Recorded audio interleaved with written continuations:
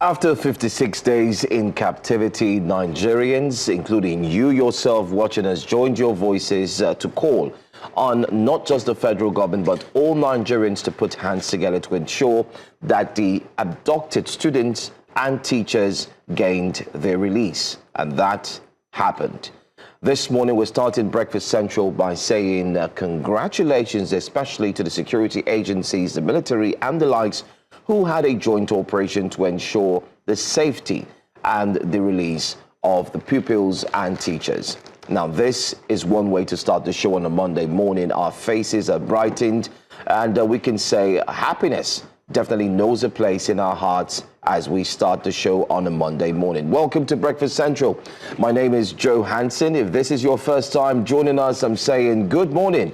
3 hours of uninterrupted stories, news analysis, and more is all we'll bring to you here on a platter of gold. This is News Central, and this is Breakfast Central. Good morning, Binga. Yes, indeed, it's Breakfast Central. Good morning, Joe Hansen. And yes, we're happy to start in a very happy and celebratory mode. Not quite celebratory, but happy in the sense that those 56 days in captivity, those who were held by this criminal element and terrorists have been released and successfully rescued by the security operators following intense operation and observation for many, many days. We hope this will be the beginning of the end of kidnapping and violent crimes in Nigeria. And kudos to the men, the gallant men and women of the Nigerian Armed Forces and various security outfits that were involved in that rescue. So, great one. Let's hope the children and those who were kidnapped are given all the necessary psychosocial support, because imagine staying in the elements for months, and in that condition, it really does a thing or two to your psychology. But I trust the Oyo State government and, of course, the federal government to give them the necessary support. And also, I hope this rescue operation sends a message to criminal elements that no matter where you hide, they will find you. They will definitely find you, and you will pay with your lives. And over to the lady, the mother of our breakfast show, our sister, our dear auntie. You should have Kuku sang now, our mama be this. We get another one on the show. There can't be two our mamas in the country. Well, no, our mama for Breakfast Central. Okay, manage that one for now.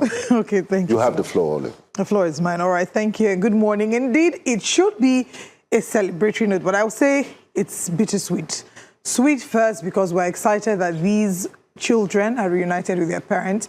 They were kidnapped on the 15th day of May, and for 57 days, they've been in captivity. Now they're back with their loved ones. We're looking forward to seeing them being officially reintegrated into society and given the necessary psychosocial support, because it's not just about rescuing them, but it's also full recovery, and full recovery will require the psychosocial support, because it is traumatic what they have been through, the principal, the students. But the bitter side is also to mention that they're not all.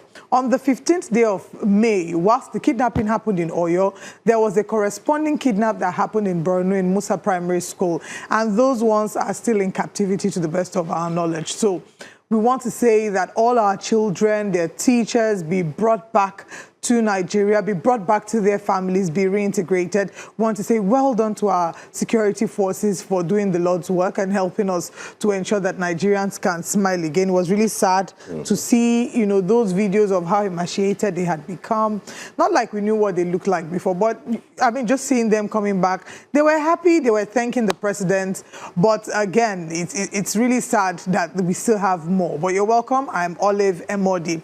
And just as we've told you about the 56 days of them in captivity, we must mention that President Bola Tinubu was thanked as soon as they came down. The unofficial, unfortunately, she became the official spokesperson for the kidnapped people and the terrorists, because she was the face that was being used. There was a video of her thanking the president for the work that was done to ensure that they were released. Let's take a look. We'll be back. Our Father, we are grateful. The President, sir, we are grateful. We understand your commitment to our safety, and we appreciate all you did for us. You could see your hand. Thank you very much. And every security operative, they tried so much, and that is why we are still alive now. We are very grateful unto you. Thank you very much. May the Lord continue to thank you very much. God bless you, sir. God bless you, sir. We are so grateful.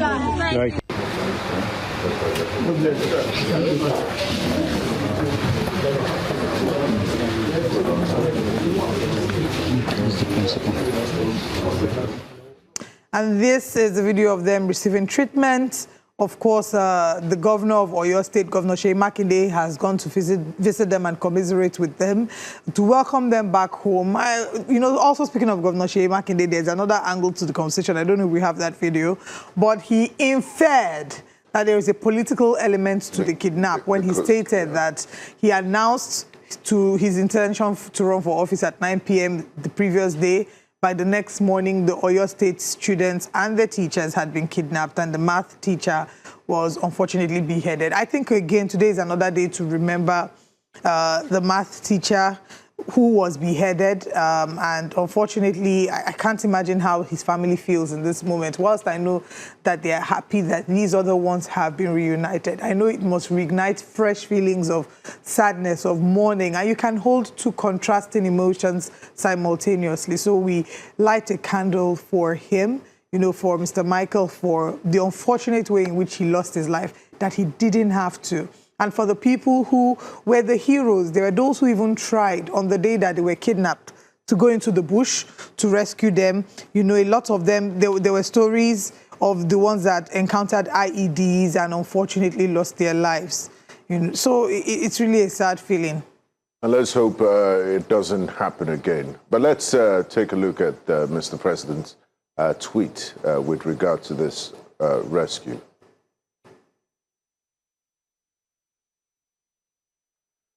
President Bola Tinubu issued this official ex-post. He said tonight our nation has reason to give thanks. The children and teachers abducted by Ansari terrorists in Oyo State has been rescued by our security operatives, alive and unharmed. No ransom was paid. No concession was made. That's a definite statement there. He says, I salute every officer and operative whose courage, discipline and professionalism made this possible. To those who seek to spread fear through terror, know that the Nigerian state will pursue you relentlessly. We will protect our people, defend our community, and never relent until peace and security prevails across our country. Signed, President Bola Tinubu, President and Commander-in-Chief of the Armed Forces, Federal Republic of Nigeria. Let's keep this statement on the screen for the next few seconds and do some analysis. I mean, it's answered a lot of questions that Nigerians would typically ask in this sort of situation, because we've seen this kidnapping for ransom become a booming industry, a multi-billion naira industry in the last few years. And once this sort of rescues happen, the first question that normally pops up on people's minds is how much was paid? Was ransom paid? Was there any concession? So Mr. President even named those responsible as Saru terrorists, and he's given a definite answer that, look, no ransom was paid, no concession was made. Maybe that's why it took this long, but at the end of the day, they say the end justifies the means. It's sad that the maths teacher lost his life. Mr. Michael Oyedoku. Mr. Michael Oyedoku lost his life in those circumstances.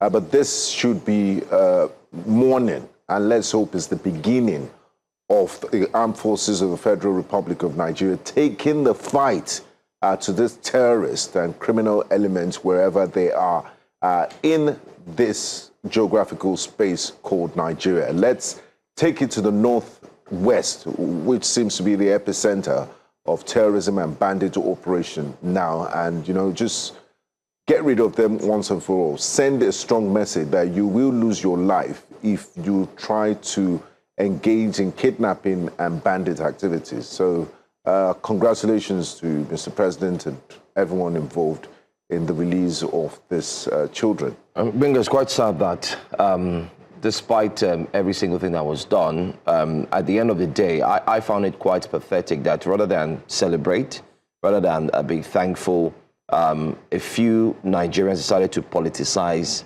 the entire thing. Sadly, a Nigerian soldier, Felix Ademe Isaac, lost his life in the rescue operation. He was buried. There are videos online showing how he was buried over the weekend as well. Quite sad.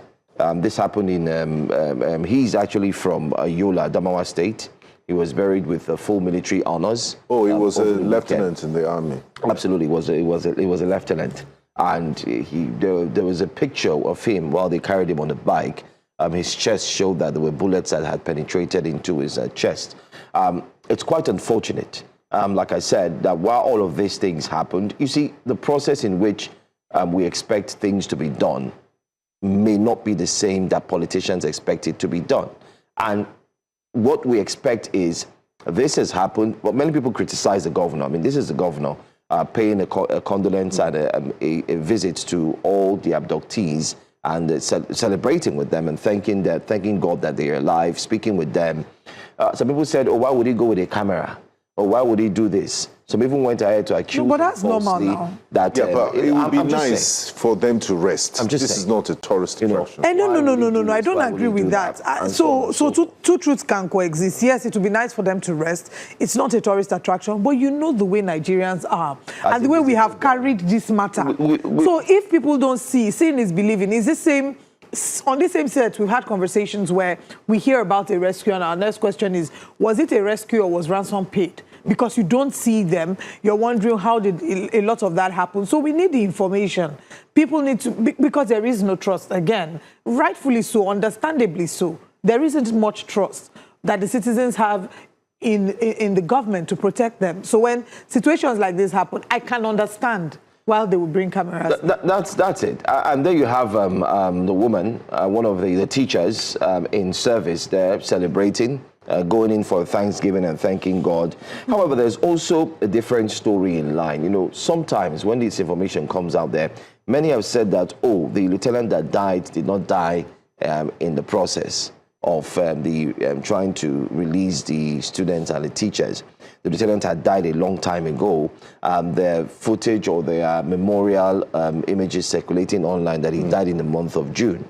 And how is it that they're linking it to this? You know, there's a lot of back and forth. And that's where I always say that sometimes clarity is necessary. There's a need for a proper press briefing, Benga. It's not just release. I found out something that we're now used to statements on X. X is now like the platform for statements, whereas videos and sitting down with men, journalists is also and there. Taking questions. Taking questions. Questions should be taken. How was this done? We're seeing videos. People have also criticized some of the images we're seeing online, that if you look below, you will see that the date, it's dated, it's differently. It doesn't correlate with what happened. So there's so much. But whether there's so much for us here this morning on this program, ours is that we're happy that the students, the pupils and the teachers have eventually gained their release.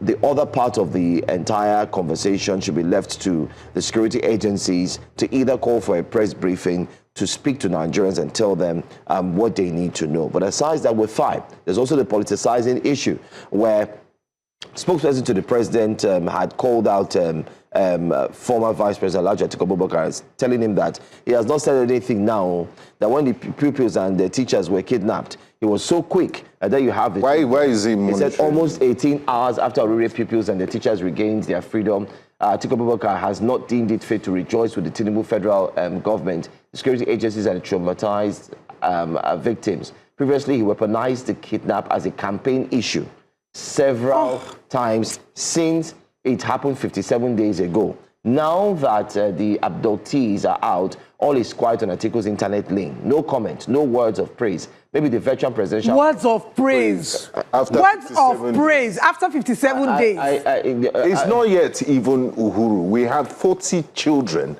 that are still in Musa in Borno State. That's just one. We still have more. Exactly, and then you're celebrating like... And maybe the virtual presidential runner is waiting for some bad news to attack the Tinubu administration. Kudos to Peter Obi, at least he has spoken and called for Thanksgiving without commending the commander-in-chief. I think that Bayo Onaniga needs to... Let me just highlight this very quickly. He said 18 hours, but he was mistaken. Alaji Atiku Abubakar had spoken. So he didn't even do his... So he now also reminded him, actually his spokesperson, Paul Libby, had to remind him and said, and told him straight up that, he said, you are either lazy or too embarrassed to acknowledge my statement. Atiku blasts Tinubu. The presidential candidate of the African Democratic, it goes on to say, Atiku Abubakar has described the presidency's claim that he remained silent following the rescue of the abducted school children and teachers in Oyo State as a reckless distortion of facts that collapses under the weight of documentary evidence. He said in a statement issued by Senior Special Assistant to Public Communication, Frank Shaibu, Atiku said there are only two possible explanations for the presidency's latest outburst. Either its media handling were too lazy to acquaint themselves with publicly available facts before rushing to attack the opposition, or they were too embarrassed by the substance of his statement to acknowledge its existence. We're going to stop there. We're not going to grant this back and forth conversation. No need. But then again, I wonder, how did we get to the point where you are monitoring world opposition? That's even one. People's lives is now the subject, or you are substantiated for political score points. How did we get there? So I want that they were kidnapped. God bless you. That's exactly what I wanted to say. I wanted my response to what Bayo Onaniga put out is, first of all, yes, Atiku's camp has given him a rightful response regarding the lack of due diligence in finding out before making their statement. That's one. But let's even imagine that Alhaji Atiku Abubakar did not say anything about the release of the Oyo victims at the time that Bayo Onaniga put out that post. The question is, first of all, he says that, you know, they're not giving praises now. We should be praising the president. We applaud, we are grateful that the children have been brought back. But should they have been kidnapped in the first place? That's the question. Because recall that in President Goodluck Ebele Jonathan's time, when these kidnaps were happening, this same president was one who asked him to step down if he cannot deal with kidnapping. And if we record over 50 days in captivity as a monumental success, then I don't know what our metrics for measuring that are. Bear in mind, on the same day, the 15th of May, when these kidnaps happened in Oyo State, is the same day that the kidnap happened in Borno State. Oyo State generated so much outrage. Again, I ask, I don't know why Borno State's kidnap did not generate as much outrage. Is it that we've gotten comfortable with hearing what's happening in that part of the country? But till date, beyond the attacks that happened on the 15th of May, on the 29th of June, while some students were writing their NECU, terrorists attacked them, kidnapped a ton of them. They're still in captivity. Yes, the law enforcement agents have been able to rescue about 10. There have been a few rescues that have happened here and there, but we still have children in captivity. So the question is, what happened to them? How do we ensure that our students are able to go to school? We unfortunately boast of one of the highest numbers of out-of-school children in the world. And beyond their ability to access education, insecurity is going to be a major driver, because how do you tell a parent who was watching their kid being kidnapped to allow that child to go back to school? How do you convince them? So let's, again, back to what you have said. So let's stop making political statements out of all of this. And if the opposition chooses to hammer on the fact that the current administration has failed to secure, they're well within their rights. Because, again, insecurity is a national problem. It's not just a political ideology. It is a national problem. Every Nigerian is feeling the effect of insecurity. But maybe to butt in as well, there's also the Woro kidnap. The Woro kidnap, over 176. Nobody's talking about that. There's a lot. So I think it's either we address the issue. The elephant in the room is the fact that Nigeria, look, that's the video. Remember this video? Remember this video of the pregnant women in Woro community? The fact that we are fighting a serious issue. We've gotten to that level where insecurity is now thriving. Kidnapping is now the order of the day. That should be enough a reason for everyone to put their hands on the deck, on the table, and say, let's solve this issue. taking this thing seriously and dealing with it the best possible way is what should be the focus, and not, oh, you did not comment, you did not praise. Exactly. You should have sang songs and praise. Come on. And this is in response to, we're streaming live on YouTube, right? News Central TV Live. If you'd like to react, we'll take comments on YouTube. Before I read the other comments, I want to respond to Joseph Mwagba. Joseph Mwagba says, I think you guys should stop this speculative journalism. We should celebrate life. Anything after that will not solve the next problem because it will happen again. And I beg to differ with you, Joseph Mwagba. I beg to differ because we have already celebrated. If you watched the beginning, we did say kudos to our law enforcement agencies.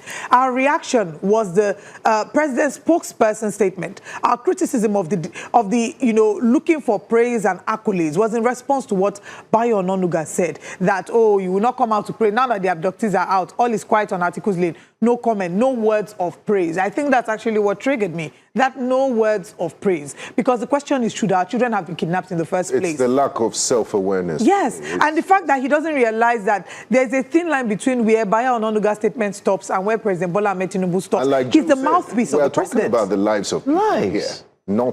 It's not a football game. It is not a football football banter. game. It's just people's lives that you're seeking for praise. And it's not like you've taken care of the situation that, okay, we've dealt with insecurity in the country, there are no reports, we've gone 2 months with no reports of kidnapping. There's still active situations of people in that are in different parts of the country, and then you come up with this. Praise you for what? Why were they kidnapped in the first place? Anyway, it's really sad that. Let's take some comments on YouTube. We do have another story that's insecurity related, so fasten your seatbelt. But let's take a few comments on YouTube. Binuma says, so the president have done something that deserves celebration. How far were the children adopted from Borno? Again, we must continue to ask these questions. We cannot abandon the people in Borno. Good for Oyo is good for Borno as well. We're happy that they're back, but we must again rally that same level of activism. And just to mention that we must applaud again our law enforcement agents. Well done. Kudos to all hands that were on deck to bring them back. But it's not yet Uhuru. The job is not yet over. We also have Michael Zu says, very happy for the release, but at what point did the students have change of clothes while the strong-hearted headmistress retained the cloth? Abracadabra is probably what is unfolding here in Uriri. I don't want to go about speculations. They are back, and that's what we're celebrating here. Arthur Rich says the Uriri outrage was justified, but it also had the unintended effect of drowning another incident out of national conversation. 42 students were kidnapped from Musa School in Borno exactly on the same day. Mokuye Chukwuemeka said, thank God the kidnapped people have been released. More good news to come. I know go talk past this one. Femi Olagunju says, we give glory to God for the safe return of these victims so our security forces can track these hard devils. We are employing them to assist in rescuing others who are trapped in the forest. We're imploring them, yes. And John BC says, for the first time, the armed forces adopted a serious approach. No, I disagree.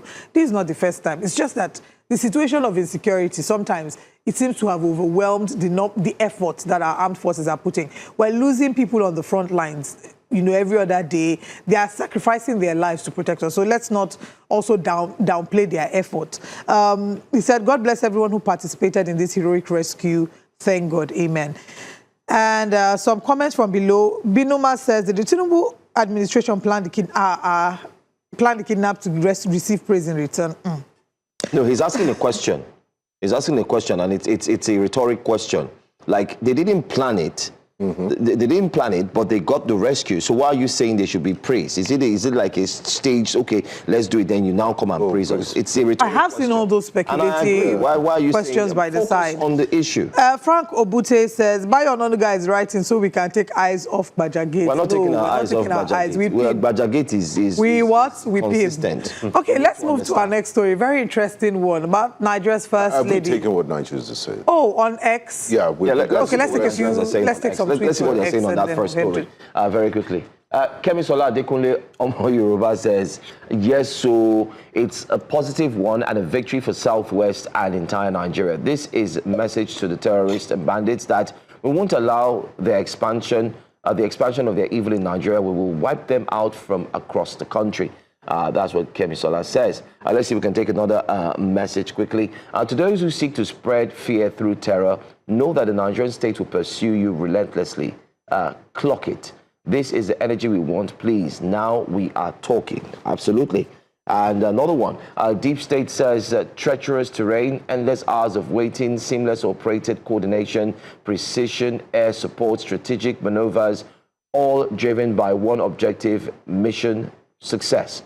When multiple agencies operate as one, the outcome speaks for itself. That's the Sentinel says, and I agree, yes. God bless the team for their endless decisions for the betterment of the abducted citizens. Jah continue to bless you all. Yeah, that's what that X says. Chef B says, God bless the rescue team. And we've said it here as well. They've done fantastically well, and they deserve to be honored and respected. There are pictures and images of them circulating online. Nigerians are going there to say kudos, well done. And that should be the focus. The focus should not be taken away to a political score point. Oh, you've not praised us. You should praise us. Administration has done this. Come on. For those that are waiting for praise, at least the praise that we have to give is thank you to our law enforcement agents, to everyone that is on hand.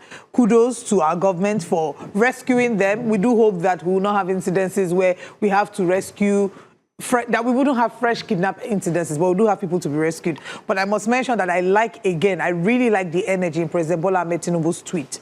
I particularly love where President Bola Ahmed Tinubu gave that warning, you know, and that's the energy. That line when he said, to those who seek to spread fear through terror, know that the Nigerian state will pursue you relentlessly. We will protect our people, defend our communities, and never relent until peace and security prevail across our country. I mean, that's what you expect from the language. Exactly. So I applaud the president. I totally love that tweet. And I hope that beyond the tweet, that is the energy that we see with the fight against insecurity. It's the way that Nigerians feel about citizens of the United States, for example. If anything happened to one U.S. citizen in Nigeria, we've seen it happen, they will swoop in, rescue their person. You know, it's, again, when we come back to the question of what is the value of a Nigerian life, this is why we asked that question. But yeah. Mr. Bayonanuga is not doing the presidency. No, he's not. By he's not. Those snide remarks. He's not. It's very unfortunate. Let's move to our very important next story. Nigeria's First Lady, Oluremi Tinubu, has defended her much-debated Akara and Kulinkuli comment and urged Afrobeat stars Burna Boy, Davido and Asake to channel part of their wealth into charity, stressing that the government alone cannot bear the burden of poverty. The First Lady made this known at the launch of the National Community Food Basket Program in Lokoja, Kogi State. She emphasized that while luxury cars like Maybachs and Rolls-Royce are fine, entertainers should also use their success to uplift struggling Nigerians, including pepper sellers, vegetables vendors, and then akara sellers, defending her earlier remarks on petty trading. Senator Oluremi Tinubu highlighted the story of a university graduate who built a thriving akara business with government support, insisting that grassroots empowerment is a dignified path to survival. Let's hear her say it. Young ones in the entertainment industry. I've mentioned it before, and I will use Akon, a music icon who does a lot of great charity work. They make the Burna Boys of this world, Asake, all of them, Davido. We want to see you with one foundation or the other, helping the poor with your money. Not just good cars are good, a Maybach is good, Rolls-Royce is good, but still, you can still help. The burden on the government is huge. You can still help. There are pepper sellers, there are vegetable sellers, there are okra sellers, melon sellers, akara.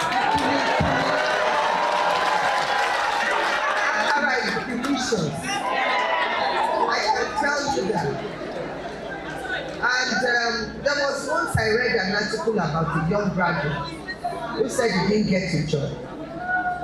And he said he sells akara because he didn't get a job.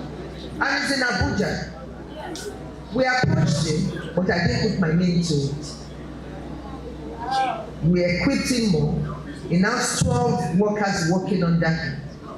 And he's doing very, very well. But that's just one person. Well, this comment or this statement by the First Lady of Nigeria has generated a lot of pushbacks. Number one, she calling on celebrities to do what they have to do. I think we just need to go into context. One, before the President Bola Ahmed Tinubu's administration, celebrities have always lent a helping hand. They have. From time immemorial. They have always done that.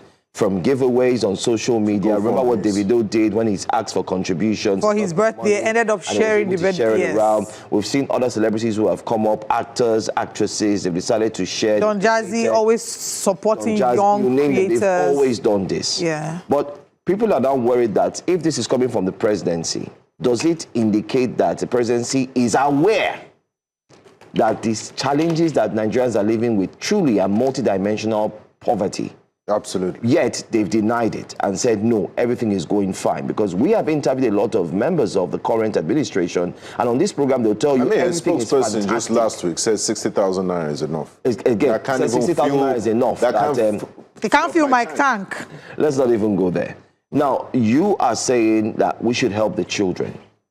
Just Don't say, 24 I'm not hours, part of them, not we, the celebrities. Okay, just should help the 24 children. hours ago, guys, while the First Lady was making this statement, I think there's a discord, there's a disconnect between, within those in power.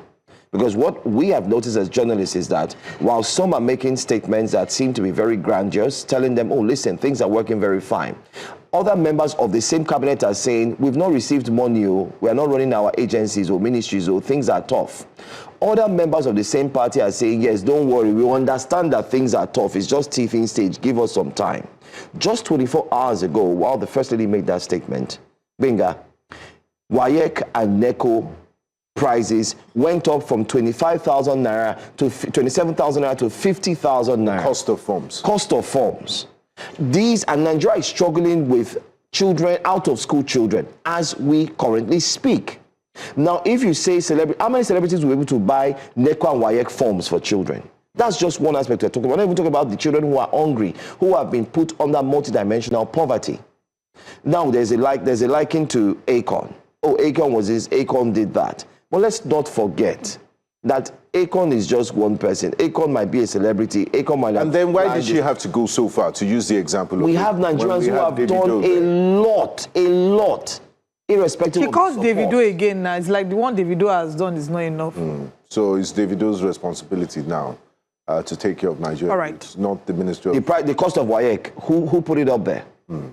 The cost of governance. We're not a basket case, and we pray not to be a basket case. Just let poor Nigerians breathe, and they won't need any help of kuli and just do the barest minimum. The basics. Yes, create an enabling environment. Let industry thrive. Let commerce and the SMEs thrive, and nobody will go cap in hand to Abuja. Okay, so my own response to that is asking, typically, celebrities, private individuals support the society. In fact, even people that don't have enough support.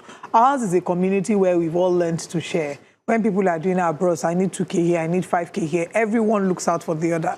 That is the kind of community that we have built as Nigerians. Yes, there are some bad eggs here and there, but communal living has been our thing. It's why a lot of young people will cry about black tax, because they're paying their own bills, they're still paying family bills. Celebrities are not exempt. Celebrities have done a lot of philanthropic work. Even the people that she has called, the likes of the Davido, they've done a lot of work. But when you hear statements like that, there are a few things that come to mind. One, is she actually really shifting accountability from the government to private citizens? Because it is the government's responsibility. Poverty alleviation is the government's responsibility in many ways, in ensuring that we have a thriving economy where SMEs thrive and that people are able to look after themselves. The best way is not to hand over things to people, but to create an economy where they can do things for themselves, where their human dignity is not stripped away. They're able to work and earn. That's one. Two, this statement was made at a state-owned food basket launch. And in the same breath, we're asking celebrities to dive into the arena and support. And the question is, does that imply that from the onset, this state's own food basket was maybe under-resourced and they're not able to really cover the plan of what it is that they have set out to do? Finally, when the First Lady, Mrs. Oluremi Tinubu, speaks and she gets a lot of criticism, sometimes it's not just only about what she has said or the context in which she has said it. It is previous evidence that Nigerians have used against her. Again, many will not forget that in June, she gave cars to women leaders in APC So the question is, if we are giving cars, if we have enough money to buy cars for these women, how about to use that same money for philanthropy? And I know she's done philanthropy, but the truth is never enough. How about giving graduates, youths, just 500,000 naira to start up? If you're buying cars, how about just saying, okay, let's even give them 220,000. She has done, no. She would, if you ask her, she will tell you she's given to breast cancer. She has given how many billions to the. But the truth is, there are certain things that take away, that the optics don't look good, especially because you are in government. You're the mother of the nation, the first lady. I mean, imagine the news reports announcing the donation during the inauguration of Tinubu's Torchbearers, a pro-Tinubu support group at the State House banquet. And that was where she gave APC women leaders in opposition. Buses than ambulances that we have. Thank you. How many somebody was doing a report. How many ambulances, how many ambulance buses do we have? Even in Lagos, how many do we have that you will call and they are functional? And no country has developed off the back of charity. We're not a basket case. Please let the government have more humane policies that would help stimulate the economy and stop strangling people, like this WAEC and NECO form that you just mentioned. 50,000 people are already struggling in their current conditions. What do you want parents for WAEC form? Incomes aren't going up. In a country aren't going up. In a country, education. IMF and World Bank are praising you for devaluing your currency, for removing subsidy. People are struggling to keep their head above water, and this is what we get. And like Olive said, you're calling out the wrong people. We have industrialists, we have billionaires that have gotten rich off government patronage. We have the political class. Very important. The political elite. 360 members of the House of Reps and senators. Their income does not reflect the economic reality of Nigeria. It should be adjusted to what university professors that are at the peak of the academic pinnacle are earning. I need to quote. They will never review. I need to quote something. They will never. I want to take you people back. Have you seen the way heads of MDAs and agencies move? I say, let me take you back. It's more than the presidency of many, many countries. We saw the video of the head of the fire service the other day. If you see look at the car. You are talking about the heads. The heads are too far. Let me quote what the same First Lady said when she was giving out cars to all the women leaders in states. She says, to all our women leaders in states where we do not have APC governors but have committed party members, your vehicles will be ready before the end of the week. The vehicles are your personal vehicles. You are not giving them to the party. Register them in your names and use them for the service of the party and your communities. In the same breath, the same person says they are calling on celebrities to give money, to help, to uphold, to help. Hard working sweat. Do with this what you do. They've not enjoyed any government patronage. Yeah, paying tax out of nothing, little support. They made something out of their lives. I think my summary of this would be to say that to charity. It would be great for our First Lady. I know she wants to speak from the heart, but it would be great for her to get a speechwriter that can help thoroughly write and proofread her speech, because it's a very sensitive time for Nigerians where they feel the pinch of the economy. People are battling with inflation rates. The other day I was doing the math, even with my finances, and the math was not mathing. We are working to pay bills, and by the time you're done calculating, there's nothing left for you. I can't say how much I spend on transportation to work. Politicians on TikTok. Olive, Benga, showing off. Benga, I know I'm not supposed to say this, and I want to quickly apologize. I know he may be watching now.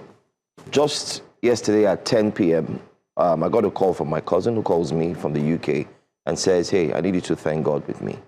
I mean, apologies. And he puts on a video camera. He just bought his property.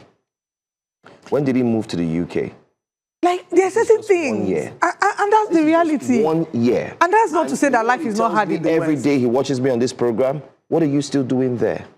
He keeps telling me, oh boy, what you define for that place? Like young people are thinking of, they want to buy a property, and you can't even have. Now, kudos to the government. Is it the one that is being flooded? So we can't take away the fact that the government has provided MRIF. MRIF will give you loan, right? Olive, but then, wait now. Wait now. I haven't landed. How many people can afford MRIF? So you go there, you get this How loan. many people can then Very valid. Wait, now people say, how many houses can you buy? How many with that? So I appreciate available? it, you know, because I'm hoping that me too, I want to stay. Olive, you're even talking. Now this is somebody who called me just a few hours ago and said, look, and did a tour. And I said, I join you in celebrating in prayer. Well done. Under 1 year and, no, 2 years max. By the time you add 2 months to it, that's almost a year. 2 years. And the statement you hear is, oh, yes, you're working so hard. You pay your taxes, but you see what your taxes is doing for you. It's like a return. We're humans, for goodness sakes. And sometimes when I was watching an interview and you see, I think it was a senator who was saying, listen, the country is far better, or we are doing far better than any other country abroad. And somebody says 60,000 naira is enough, and so on and so forth. Let's be honest. I mean, it's an insult. It's an insult. Because you know what I always say? Maybe we should try it. Let's flip the coin, change the table. All the 360 senators come out from that place.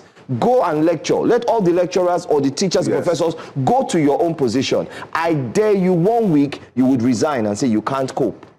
Again, because there's air condition, there's car, you have your, so you feel, oh, you know what, everybody just, unfortunately, just because you're enjoying perks of the state and you're living off government patronage, it doesn't mean you should be blind to the reality of millions of Nigerians, and that's what we see happen. I mean, you can't deny people their lived experience. Many Nigerians are feeling the punch and the pain of the economy, and our political class seems to be very insensitive in their statements, in the way they live. I mean, you just reeled out what she said just a few weeks ago, and then now she's shoving accountability to people that are just living their private lives. Who will be responsible for the children whose parents will not be able to pay 50,000 naira for WAEC? You know, how do you go from in the next few months, from 27,500 to 50,000? We will mention that there are states, for example, like Lagos states, that cover a huge chunk of payment for public schools for WAEC and everybody. However, the question is, even when this increase happens, does the states factor in, you know, that budget? Do they have that factored in? Because it's going to reflect, regardless of whether it's the parents or it's the state that is paying, you know, it's going to reflect poorly on the finances.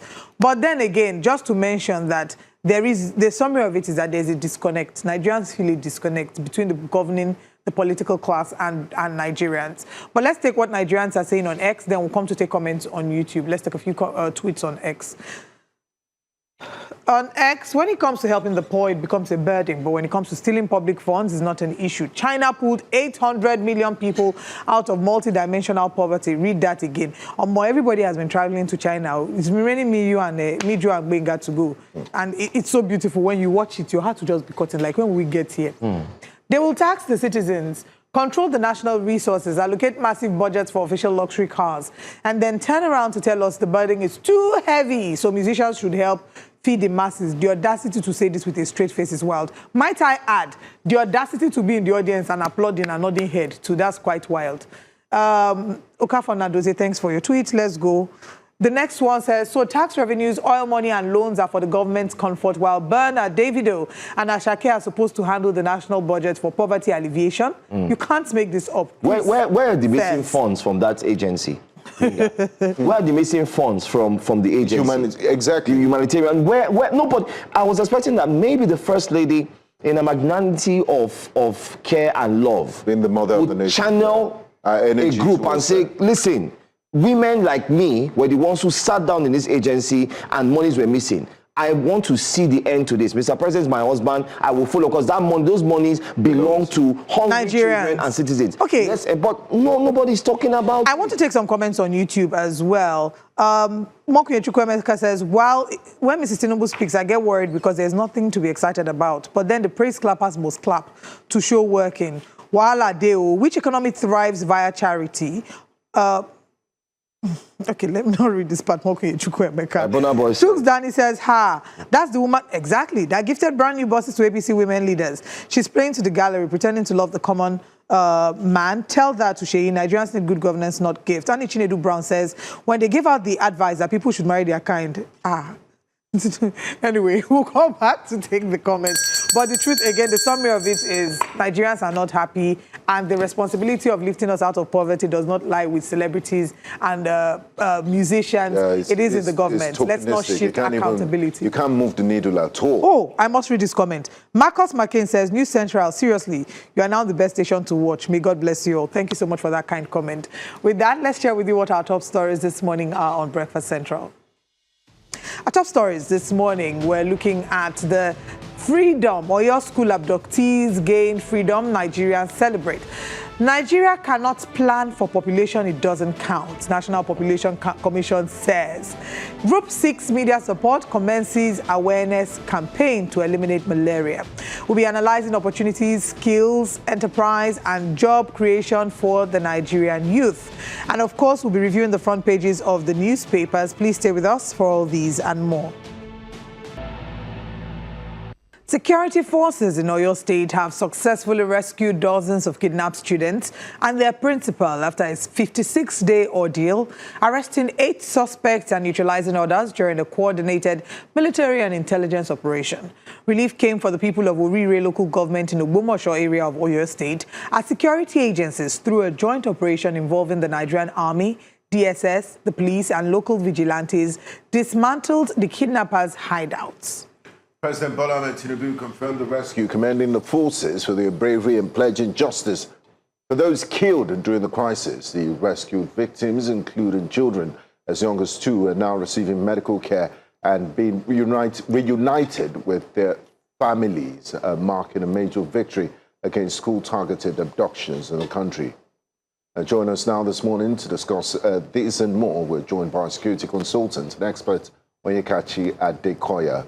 A warm welcome to you, Ms. Adekoya. Thanks for joining us on Breakfast Central. Yeah, good morning and good morning to the viewers. Thank you for having me. Now, this operation has been hailed as an intelligence success rather than a military victory. What specific intelligence capabilities made this rescue possible after 56 days, and what lessons should Nigeria institutionalize for future hostage situations like this? Thank you for the question. It's a very important question. I've often argued that the failures that we have in Nigeria are not a failure of intelligence. They are systemic and endemic problems that are presenting themselves, as opportunistic crime, because the current structure we have cannot overwhelm its area of responsibility. Recall at the last time I was here, I did argue that the DSS has a station chief in every local government in this country. So we've not lacked intelligence. It's the fact that they have been overwhelmed and you're dealing with a hydra-headed system, and we're quite flat-footed in positioning our posture. But when there is a need to concert effort, the Nigerian Armed Forces can do their job, and they can do their job very well. We've once supported a client to recover something as little as a motorcycle from a Kebbi attack site, and we recovered that somewhere in Oyo State after the facility was attacked by bandits. The fact wasn't the motorcycle; it was that in the course of the investigation to uncover what has happened, you kept going into linkages and you went all the way from Kebbi to Oyo. So in this case, there was technical surveillance. There was some element of human intelligence. Technical surveillance covers a broad spectrum of capabilities, but importantly, they had over the horizon scanning, persistent and consistent surveillance of the entire area, matching that information with human intelligence, or what you call humans, to be able to narrow down these actors to a particular area and then bring in the forces to, create a fist to punch through that area and then recover. So it's not something that we cannot do as a country, but it's something that we cannot do across multiple spectrums simultaneously.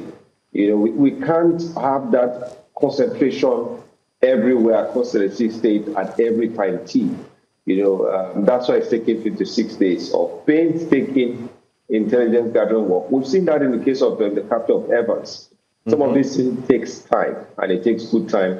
It requires a lot of resources. So kudos to the members of the armed forces that got this done, and in particularly kudos to the office of the NSC, which I've often argued is the coordinating center for intelligence, not the leader of security in Nigeria. The remit of his work stops with coordinating intelligence with the three major intelligence agencies and advising the president.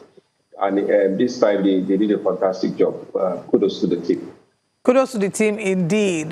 Part of the celebration has also been mixed with some sort of sadness, because on the same day that the kidnappings in Oyo happened, there were similar kidnappings in Burna State. Does this operation success send a strong message to kidnappers and terrorists that impunity is no longer guaranteed? Do we expect the same level of recovery or success with regards to the Borno kidnap victims? If you listen to my passing statement, I always sound a bit of a note of caution because our forces are currently overwhelmed. There will be kidnapping today. There will be kidnapping tomorrow. Some will be recovered. Sadly, some will not be recovered. We've just seen the case of a deputy corps marshal of the FRSC who was kidnapped and the body dumped along somewhere in Kogi.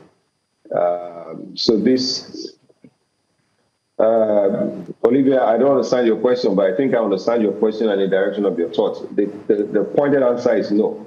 It doesn't send any message to any kidnapper whatsoever. They are not in any doubt of the capability of the armed forces of Nigeria or the capabilities of the DSS or any of the military intelligence agencies or the police intelligence agencies, which is why you will hear that they have collaborators sometimes with the forces, and they have what they have like force liaison, where they also gather intelligence against the force, troop movement, and all of that.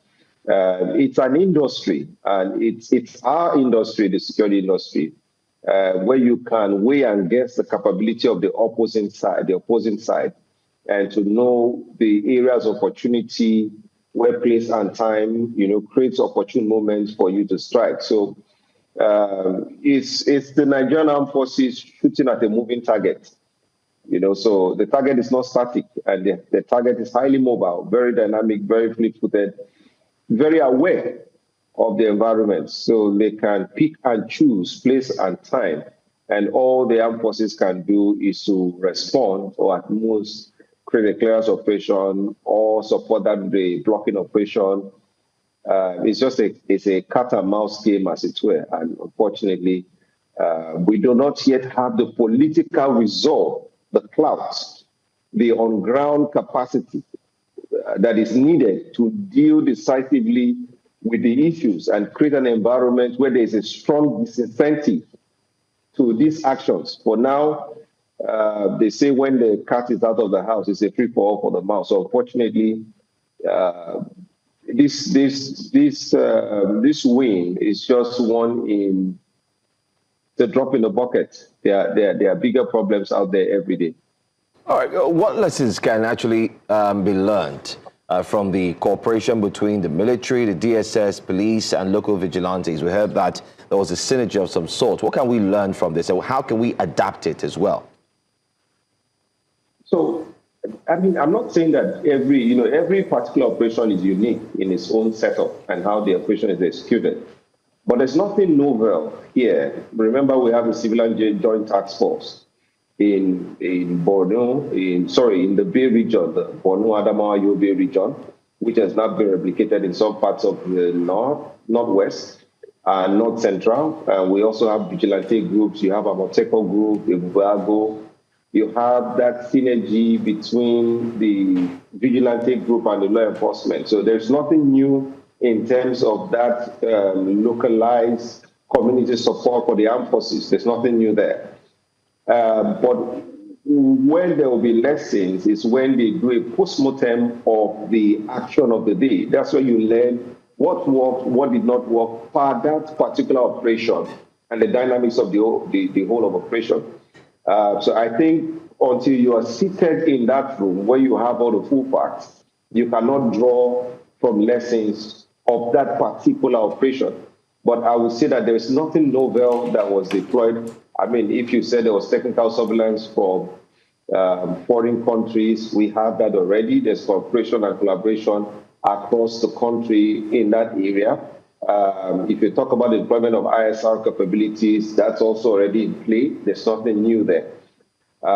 So, I mean, it's my space. So maybe I'm not a bit maybe soft around the edges on the speak, but in terms of pure tactics, strategy, deployment, equipment, personnel, and all the compositions that were drawn together to, create the team that achieved this success. There's nothing new that was done basically. Yeah. Mr. Adekoya, one thing that came as a surprise to me was in Mr. President's statement, he did give responsibility he mentioned those responsible for this kidnapping as Ansaru, and Ansaru terrorists that have been known to operate in the areas of the northwest and the northeast. What does this say about their capabilities? Is it that they're slowly expanding towards the southwest, or they've had sleeper cells? What do we know about this group, the Ansaru terrorists? Yeah, narratives. You must also understand that in warfare, the information domain is also a spectrum of warfare. So if the president says, yes, it's Ansaru, and then you say, what is the connection between Ansaru in the northwest and this Ansaru? It's just MO. This is their modus operandi. You can have one or two members, or an armed criminal group, form themselves and decide to have an alliance because, like I said, space and place gives them the opportunity. So they can call themselves Ansaru and form an alliance with Ansaru. And of course, once the alliance is formed, there are some commitments, and then maybe you have a few Ansaru operatives act as technical advisors on the ground to set up the group, to create the punch that they need to achieve in that area. So clearly, the information from the ground does not suggest that you have an established network or set of networks of Ansaru. It's perhaps in the formative stage. Remember that the Oyo axis has a significant population, the northern population, particularly around that is saying axis and going up that area. So there are people you call lone wolves, people who go out and act the streets just to latch onto a narrative and then find, outside networks. And that's how Boko Haram achieve affiliation with ISIS, at the time. So again, like we said, it's been in the works from Niger coming down, Kwara coming down, Kogi axis coming down, Oyo, Ondo, the Kere, even in Delta State, around the Agbo area, in the forest region. These armed criminal groups are everywhere, and they form for logistics, supply chain, for convenience, for networking, for arms supply. They tend to merge into a transnational criminal group, following known criminal paths and resources to keep themselves supplied and keep themselves active. So if they have an affiliation with Ansaru, it's just part of the MO. Not to say that Ansaru is fully entrenched in the southwest region of the country. Not yet, but there are crimes of opportunity occurring as at this time. Okay. So I'll just say let's manage the narrative a bit. Okay, I want you to create a problem. Yeah. I want you to speak on a narrative as quickly as you can before we head to our Abuja studio to speak with our guests there about how you think the politics or politicization of our insecurity challenges, how do you think it's helping or hurting the fight against insecurity? I can't hear the studio. Okay, We will come back to you shortly. Let's quickly connect with our Abuja guest. We have security consultant who's joining us from Abuja, Dr. Steve Okwori. Thank you very much for joining us this morning. Let's get your analysis of the rescue that has happened with the Oyo State victims who will now be reunited with their families, and what message you think this, does, and if you believe it has restored citizens' trust in the government's ability to protect them. Yeah, good morning. Thank you for having me. Good morning. Let me first of all say that my condolences to that particular teacher that was shot during the day of adoption, and also the teacher, Mr. Oyedekunle, that was beheaded while in captivity. I want to say that these two gentlemen paid the supreme price on behalf of the children, the teachers, and the principal. Well, I must congratulate our Nigerian security agencies and forces, for the successful rescue operation.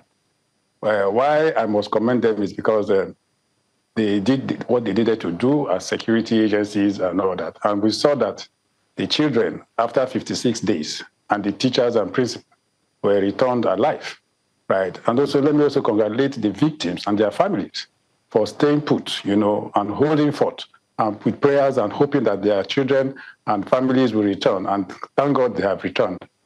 You see, every successful rescue operation is a victory for our nation and also for the security forces, right? Because it clearly demonstrates that these criminal elements can be confronted and defeated, right? But my worry in all of this is that the period, the duration was too long a time. We saw that they were in captivity for 56 days, right?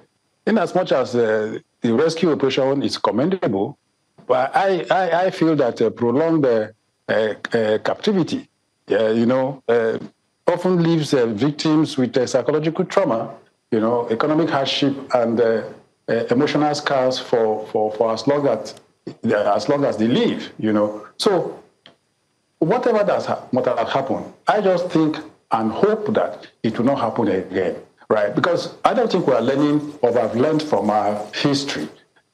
Adoption of school children started in 2014. That's about 12 years ago.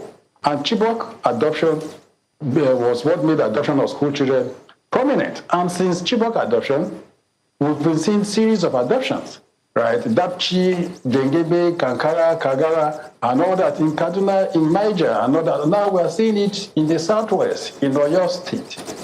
What is it that is expected of government, our security agencies, to see that this crime don't happen?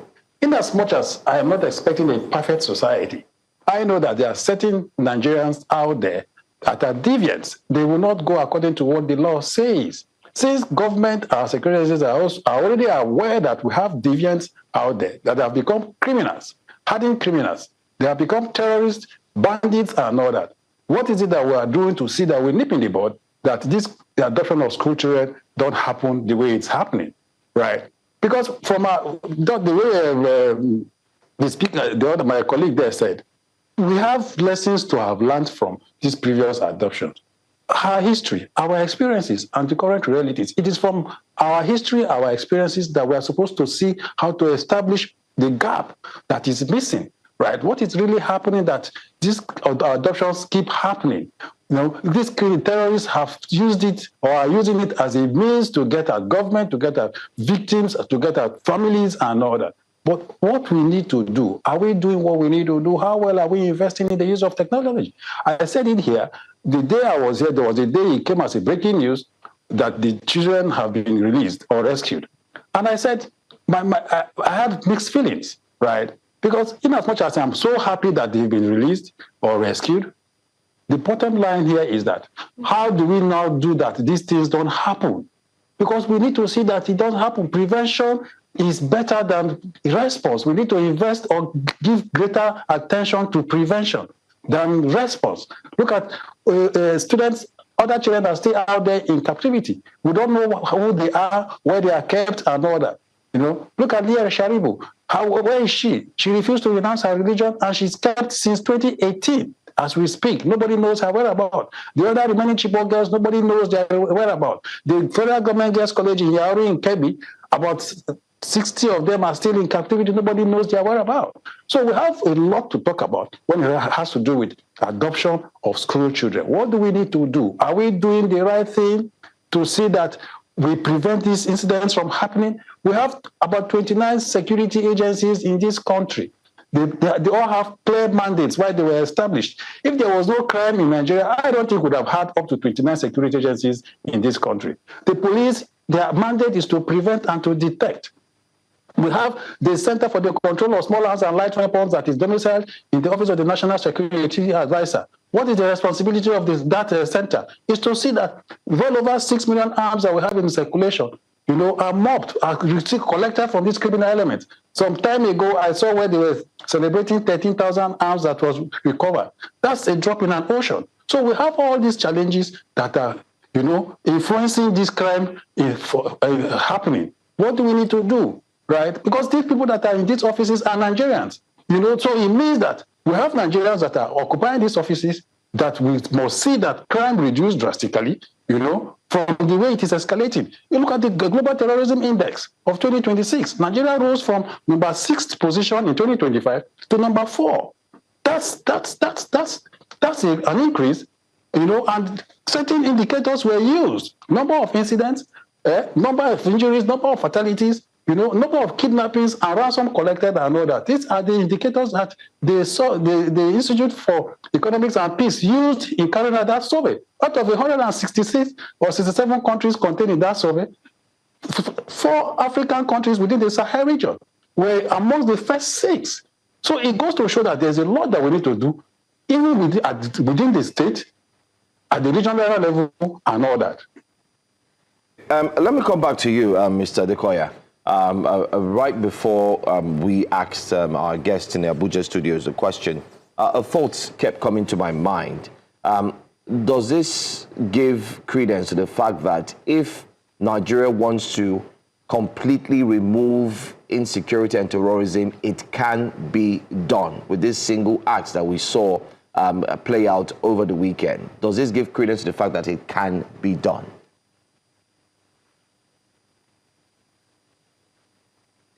Mr. This Dekoya, question is a very troubling. It's a very troubling question.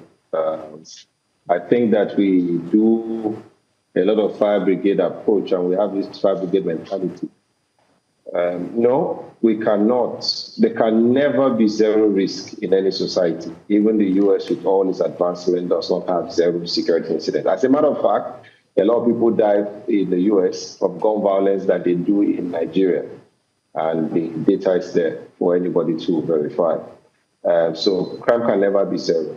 And no, there can be no overnight resolution to the problem. The problem we have requires us rolling up our sleeves. It's an all-of-society effort that is required. And there's good news. It's not all sad news. We're moving towards the state police state, which I've been clamoring. And I think the presidency is listening, because I said the president will fail if he doesn't change the narrative.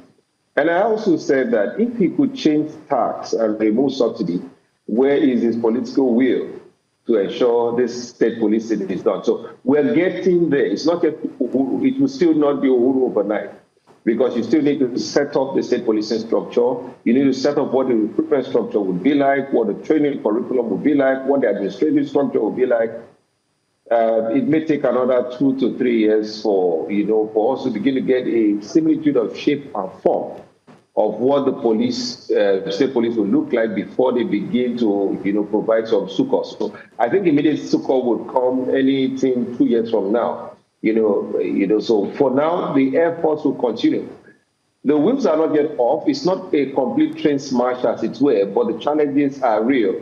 And the challenges are so hydra-headed that this one incident doesn't negate the other good incidents, other good recovery done by the Army, by the police, by the DSS.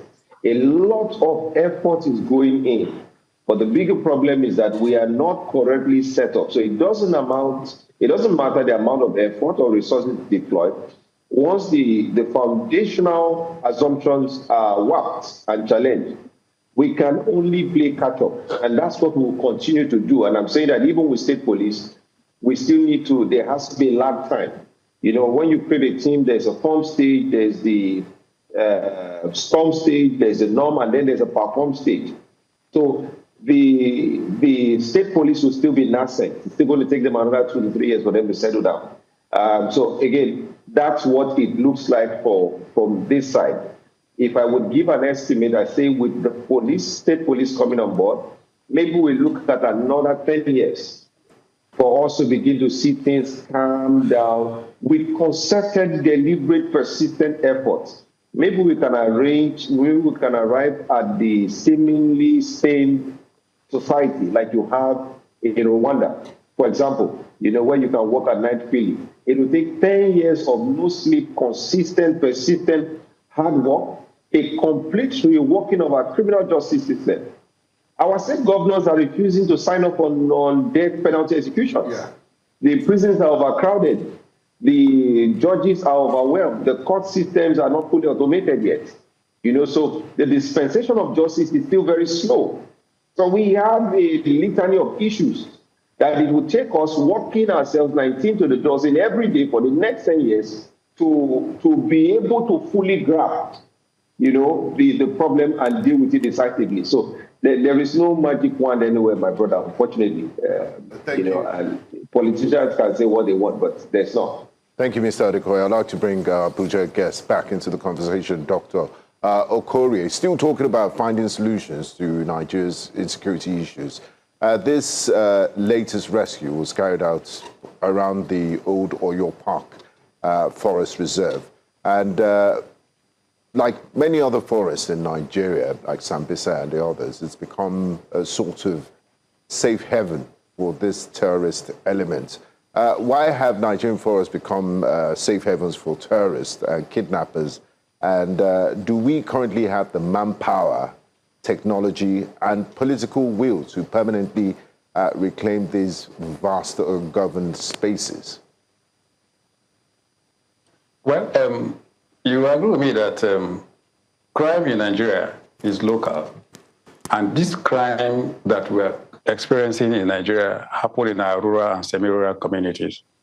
And these forests are situated within our rural communities.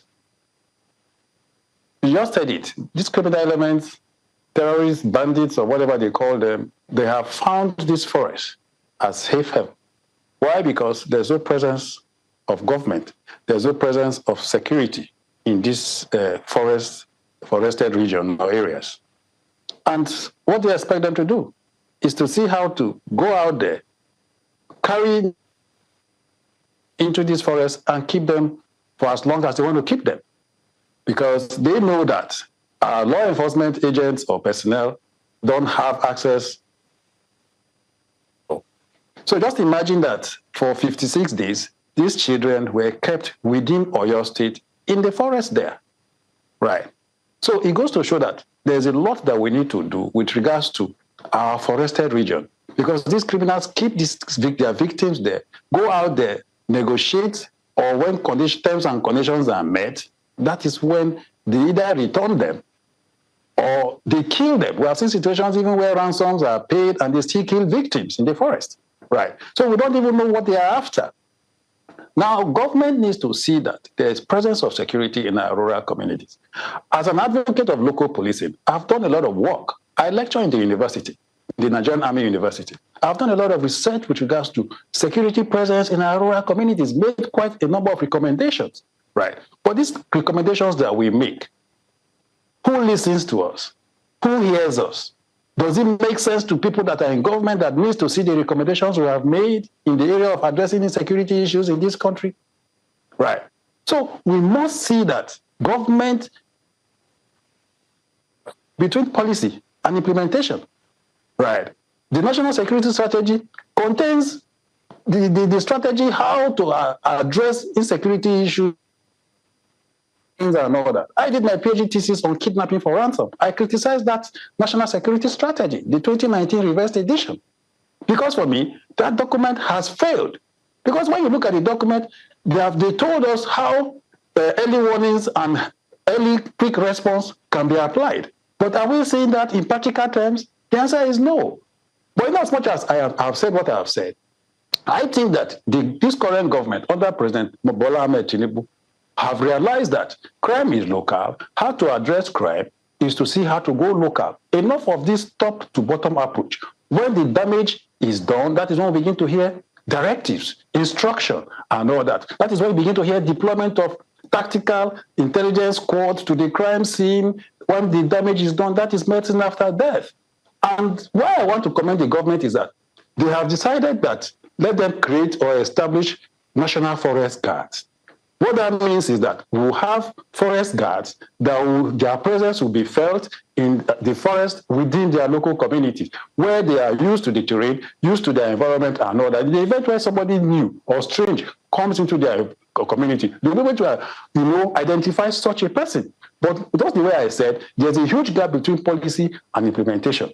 Since last year that the president gave the directive under the supervision of the National Security Advisor, how far has the implementation of forest guard gone? The president even went ahead to give directive that they should be armed because he knows that these forest guards will be the first responders in these various communities when these criminal elements come with sophisticated arms and ammunition. How far have that implementation of the National Forest Guard gone? It's a snail speed. I have said it's so slow, and we're talking about rapid response in the event where incidents like this happen in various communities.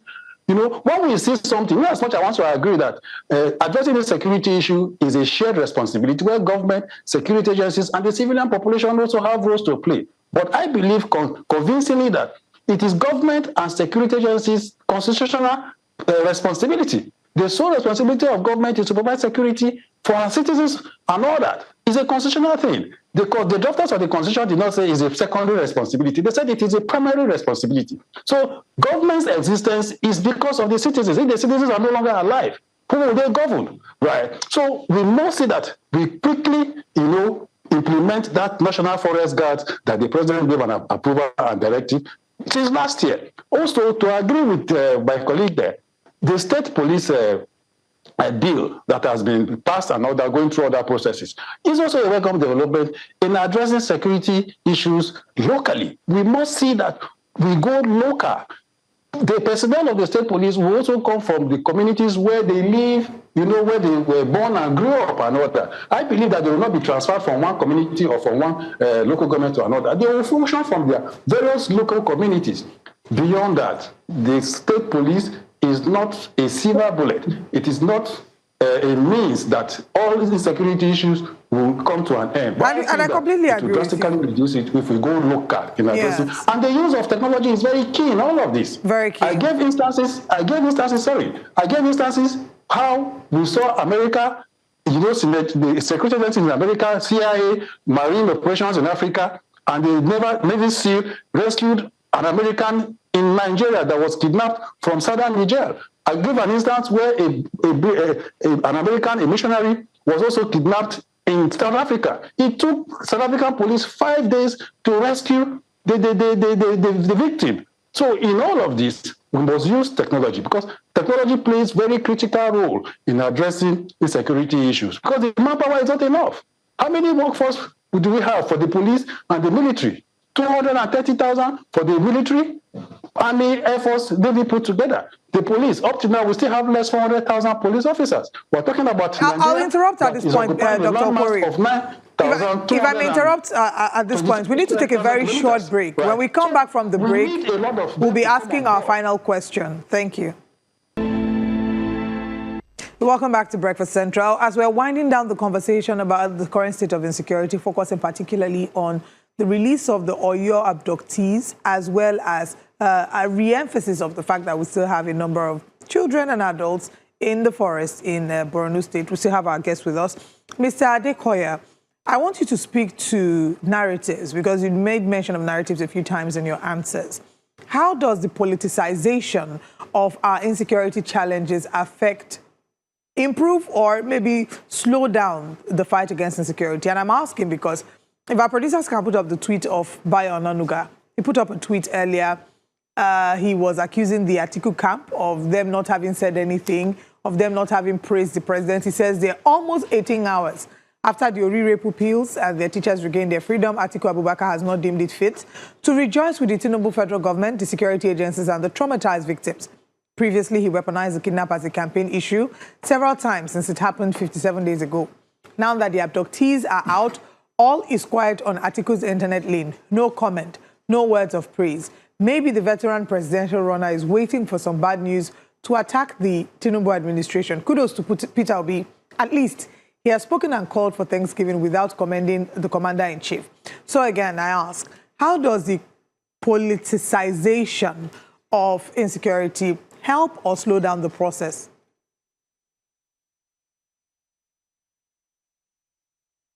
Best answered by political commentators and public affairs analysts. So do permit that I sidestep that one. However, there is the politics of insecurity and the insecurity that breeds its own type of politics, where opposing parties use violence as a form of leverage against the other party, and this has happened repeatedly. But I would like to touch on a point that was raised by my colleague on the 2019 National Security Strategy, and to disagree that I'm sure he would agree that the policy is a very good policy on paper because the thrust of that policy was human security. And that is actually the pillar upon which we build national security in the 21st century. The problem with that policy was the base assumptions. It assumed very much that you can control all the narratives from the center, and then, the subnationals would then, fit into it. Perhaps also some argue that it was a copy and paste work, but the ideas in the document was also very good. Another point I also want to talk about is the forest guards being given to the NSA to supervise. That's complete nonsense, with profound respect to the office of the president. The Minister of Interior should be the one tasked with that responsibility. The Minister of Interior already has a structure for that. And even when the Police Affairs Ministry was removed as a standalone from Minister of Interior, some of us raised that concern. So this office of government have clear mandates. NSA should coordinate intelligence agency. The Minister of Interior is in charge of the prisons, immigrations, everything that has to do with the interior part of the country, police inclusive, and particularly forest guard. And perhaps we will have seen some success from there, because when it goes to the NSA, there's a lot of fight between the military, even agreeing for the police to be armed, agreeing for the NSCDC to be armed, let alone forest guard to be armed. The bottlenecks and the politicking would be too much to it. Lastly, on narrative. Narrative is very important. And I did see an effort by the Nigerian government, all the armed forces, to put out a post-action video. Very noble concept, because they understand that narrative management is everything. If you look at the war between Iran and the US and Israel, you see a classic case of narratives and counter-narratives, because nobody wants to lose the information war space. Where President Trump is tweeting, the IRGC spokesman or the Minister of Interior, or different Iranian missions are tweeting back, very witty and wicked tweets. It's because the battle for hearts and mind is also very important. So I first want to commend the Nigerian Armed Forces for that video they put out.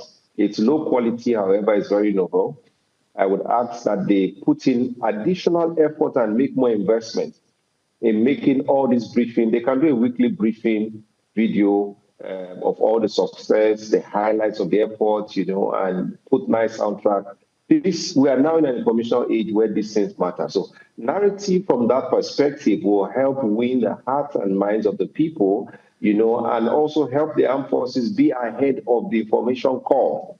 Because right now they are behind that call, and it is what, public commentators who have no knowledge say, that people ingest, people who tweet, that's what they ingest. So by the time the government is putting out a statement, they are already late and behind. So narrative is very, very important.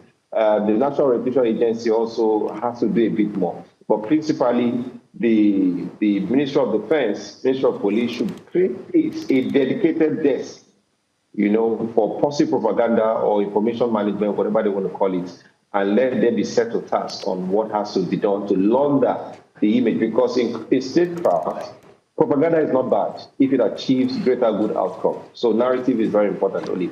Thank you very much, Absolutely. Mr. Adekoya. And to Dr. Oporia, my final question to you is, beyond this successful rescue, what specific benchmarks should Nigerians be looking forward to within the next 6 to 12 months to determine whether this rescue actually represents a genuine turning point in the fight against terrorism and kidnapping?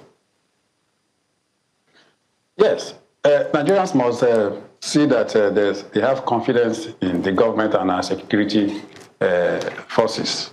But before having confidence in our security forces, Nigerians should be able to see clearly that the efforts that government and their security agencies are being or doing, it's clear. To be able to convince them, right? From 2014 to date, of course, we are aware how many schools these terrorists and bandits went into, So we must see that there's that confidence that the government, because there's already trust deficit between citizens of this country and the government. Whether we like it or not, Nigerians move from one location to another with fear, anxiety, because they don't know the next thing that might happen or confront them. In Benue, just 2 days ago, alleged killer headsmen went into a community in Otupo and killed innocent Nigerians going about their lawful businesses. So we keep seeing all these insecurity issues around Nigeria in these 6 geopolitical zones, and no zone is free of insecurity, right? In as much as I don't expect a utopian society, where everything must be perfect. In as much as, and we don't count, the French sociologist said that a society without crime is inevitable, but we shouldn't be seeing escalation in the rate of crime.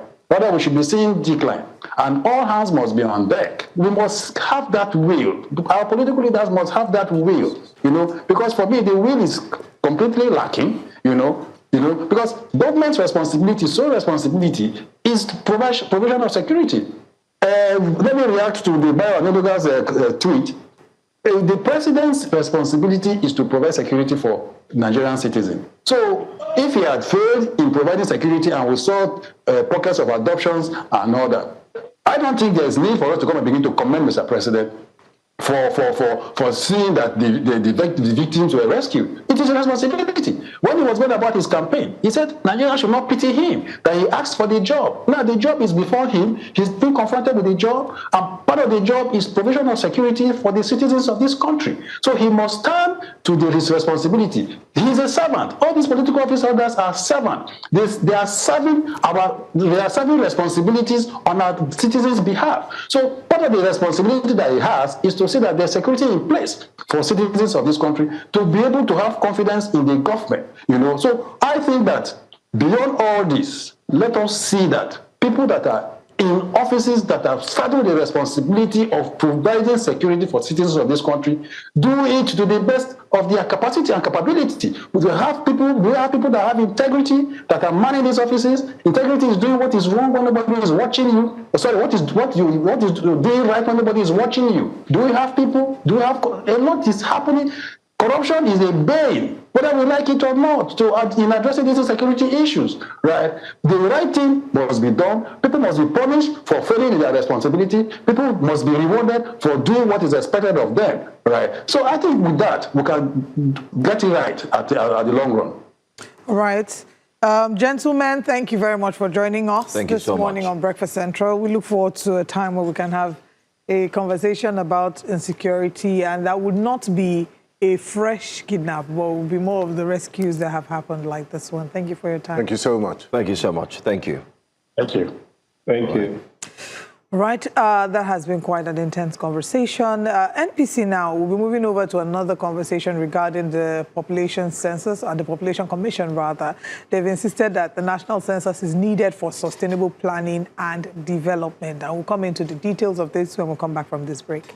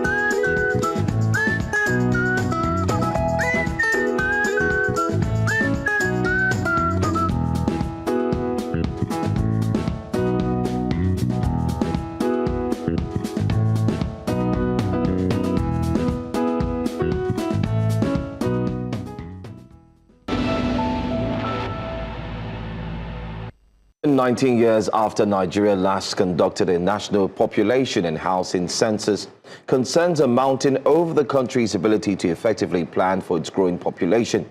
The National Population Commission, NPC, has renewed calls for a credible and technology-driven census, warning that no nation can accurately plan, budget, or deliver essential services without reliable demographic data. According to the Commission, up-to-date population figures are critical for national development, influencing everything from healthcare, education, and housing to infrastructure, employment, security, and the equitable allocation of public resources.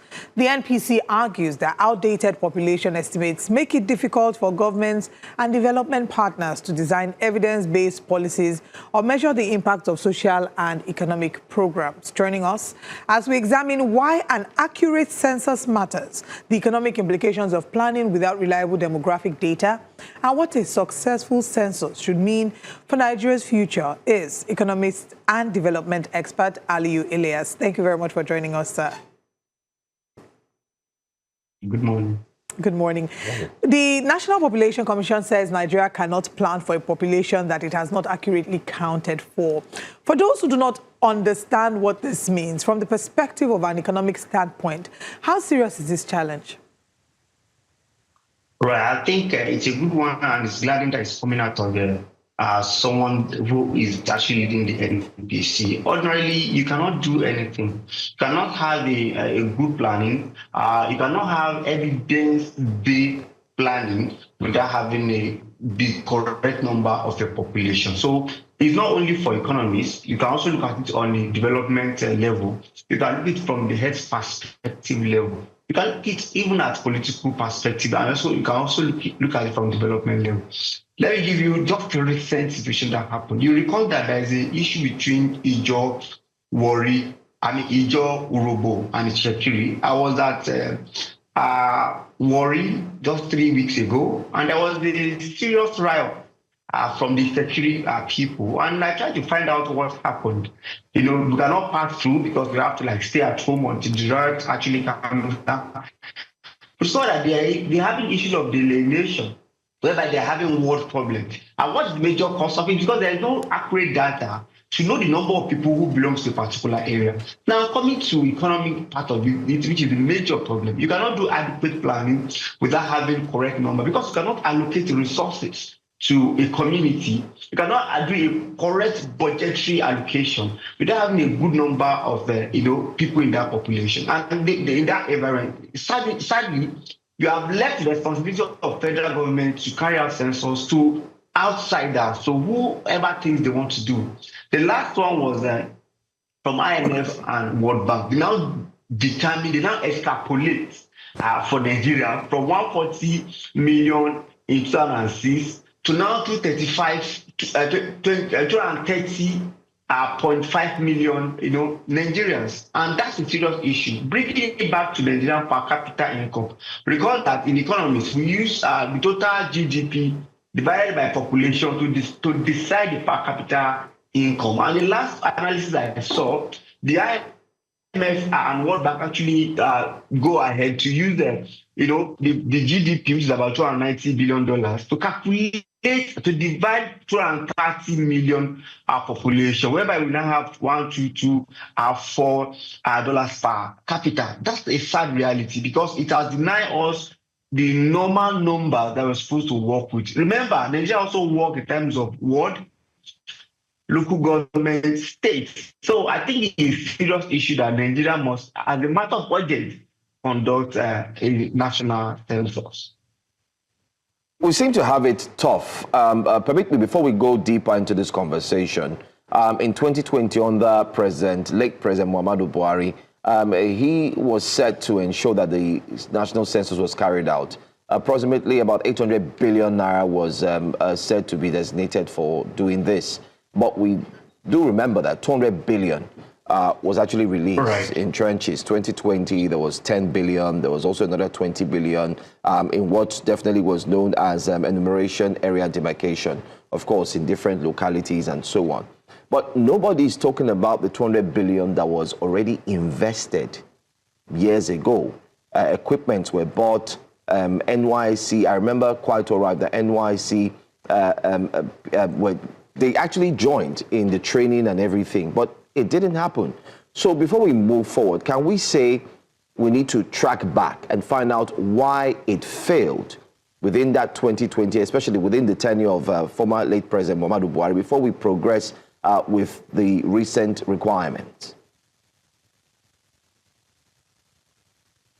Right. So I think, it's a planning. You have to plan for census. So perhaps you have to release money for early trainings, because I thought there was a call across the different platforms that there is need to recruit people to train. And they have actually embarked on the training to an extent before it was suspended. So for me, I don't think we should go back to be looking at what the money was suspended. In as much as the planning has commenced, remember, President Buhari planning, President Tinubu also, further, planning to an extent. So for me, I think that money must have gone for a lot of planning. And that's why policies of man sort, failed plan always suffer, because must have expended some money that you cannot recoup again. I personally went to the NPC office in Zone 7 about a month or thereabout. I can tell you, if you even go to the office, you see that the office is also not ready in terms of physical infrastructure, cleanliness. You see that they are not even ready for such. So I think they should start from that organization itself. If I have to go to some offices there and I saw that nothing is actually happening here. So for me, I think once you plan and fail, you have to have consequences. The consequence is the money that they have expended really for planning that they could not go ahead. So, and if you ask people in the elements of affairs, they must have expended that money on the issue of planning. So I think the onus should be on the federal government to be decisive about carrying out census in Nigeria. Now, Nigeria has not conducted a national census since 2006. It says a lot about us as a country. And my colleague just mentioned how much the billions are budgeted for a census that we never had. So what are the practical consequences of relying on population projections from World Bank and IMF instead of verified data? And how have we even survived this long without knowing who we are or how many people we are, really?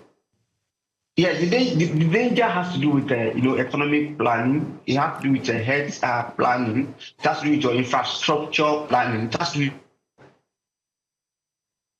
political planning. It doesn't have to do with development. So if you did not do population census, you are denying yourself of accurate planning, which would definitely affect the economy and well-being of people.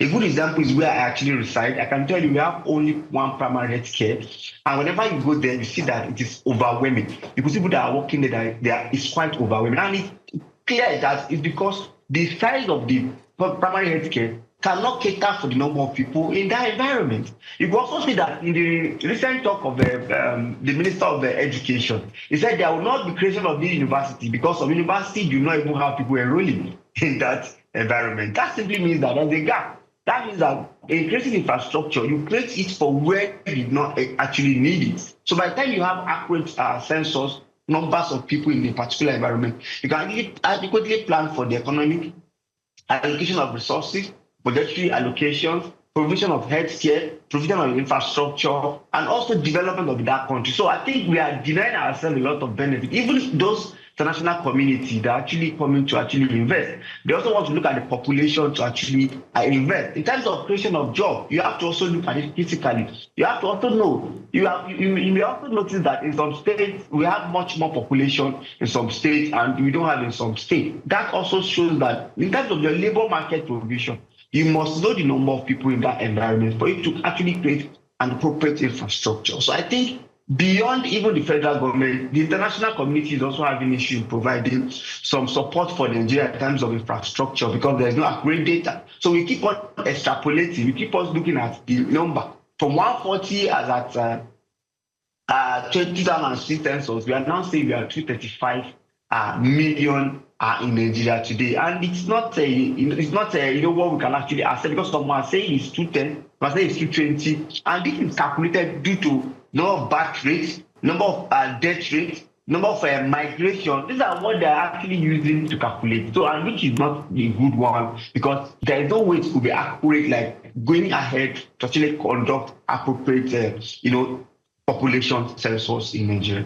What would you say are some of the challenges, of us conducting an adequate census, especially looking at data collection, because in terms of our multiplicity in keeping data, and even when we quote, for example, when we hear out of school children, we say, oh, we have about 20 million. We can't say for sure how many out of school children we have. So first of all, speak to how does the absence of this credible population data affect national budgeting, fiscal planning, and the allocation of public resources? And then, how much of a challenge do you envisage in terms of what we'll have to deal with when we have to put together a proper, if we have to do a proper census?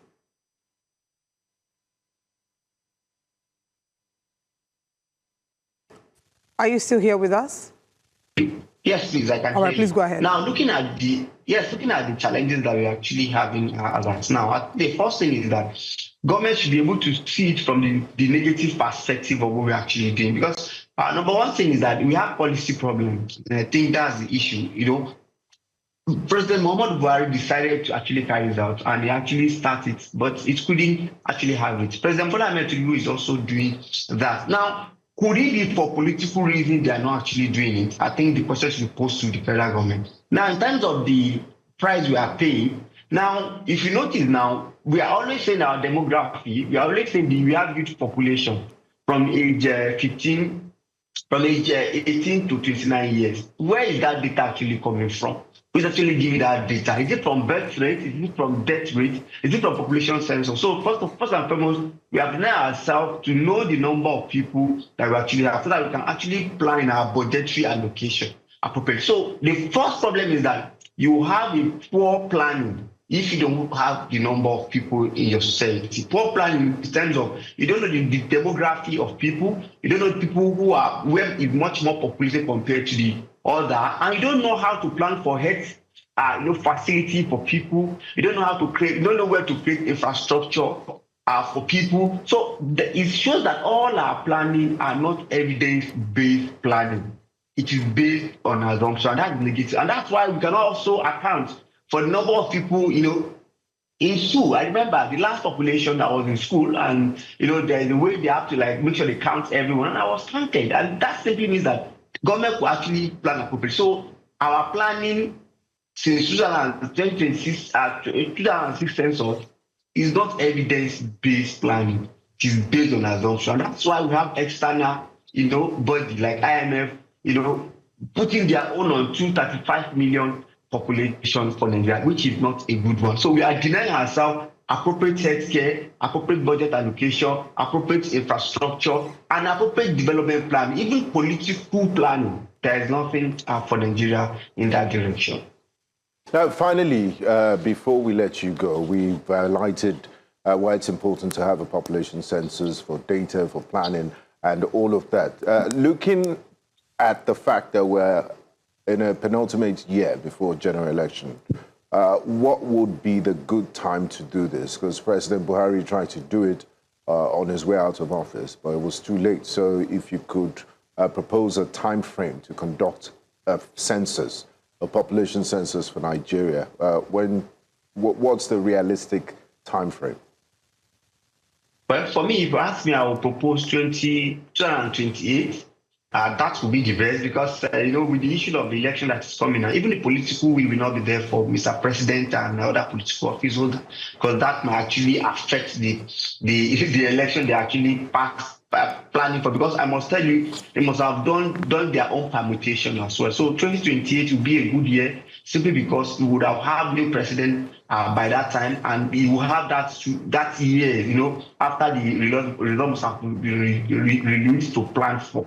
So doing it now will not be appropriate. Even me, I will not canvass for that. I would rather canvass for 2020. So that if you also canvass for this year, there could be a kind of hand in those population counting. So it's better we actually hold on for 2028 to actually have maybe late 2028, maybe like October, November, to actually have the population census. All right. Thank you very much for joining us this morning, and we'll continue to count down to when we'll have a potential census. These numbers are necessary to be known and important to help us, in several areas, really. And we look forward to seeing how that will play out. Thank you for your time with us this morning. Thank you. Thank you for having me. God bless Nigeria. God bless Nigeria indeed. Right, we'll go on a break, and when we return from the break, we do have more conversations to look at this morning, so please stay with us.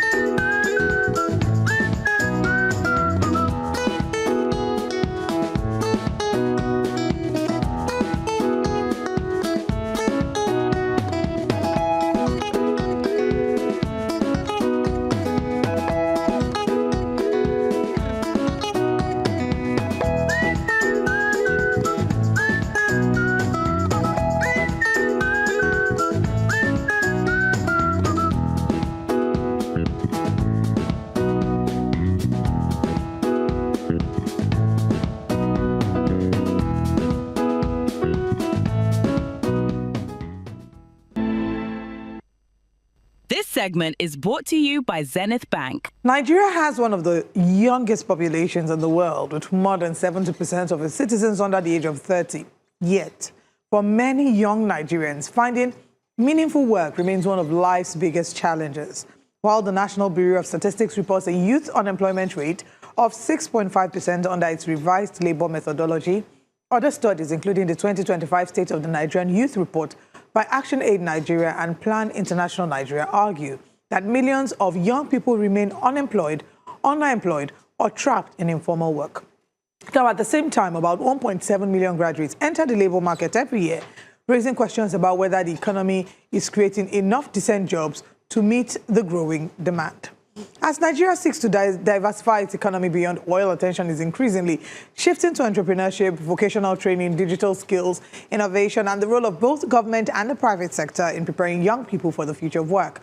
And we're joined this morning to discuss further on this by News Central's business desk anchor, Perpetua Fasanmi-Peter. Thank you very much, Perpetua, for joining us. Thank you, Perpetua. Always a pleasure to have you join us. You're one of my favorite colleagues after Olive, Joe, Sam Dandy.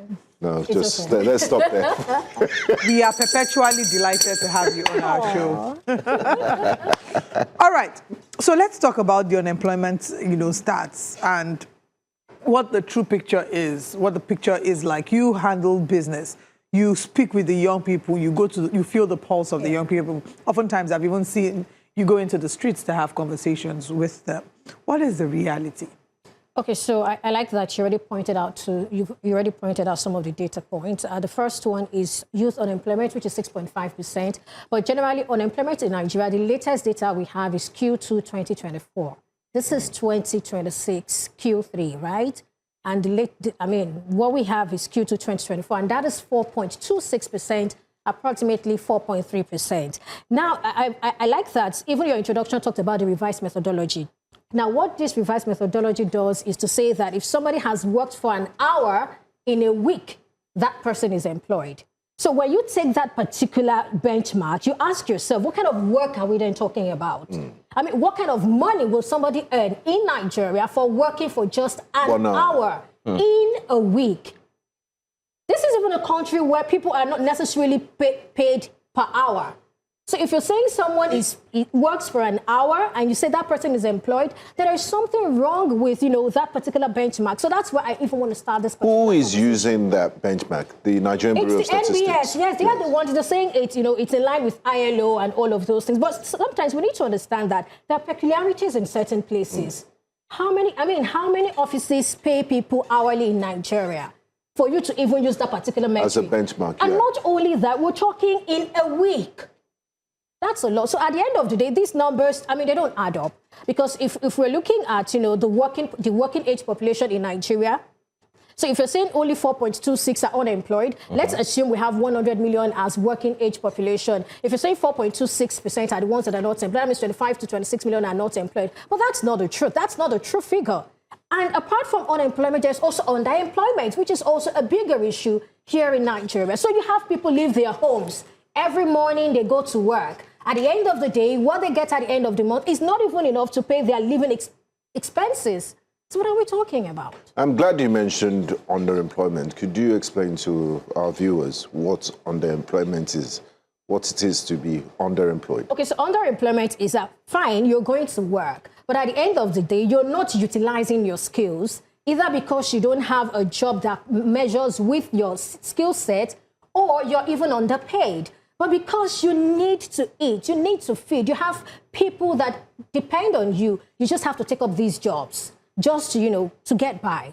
So at the end of the day, you're underemployed. Just recently, I can't remember his name again. I stumbled on his video. Aboyeji. Aboyeji. I mean, I think it was on a podcast, and this happens to be the umpteenth time they're throwing jabs at the Nigerian youths that they are unemployable, which is a statement made by Bonnie Point, a boss, or they are lazy, they are more influencers, whereas others at 35 had their own banks and so on.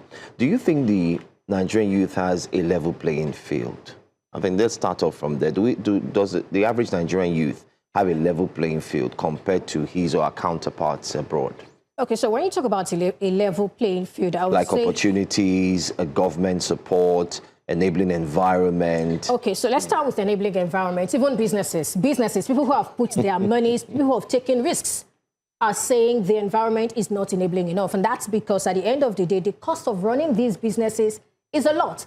And so somehow the employer is going to absorb some, or the company will absorb some, or the firms will absorb some.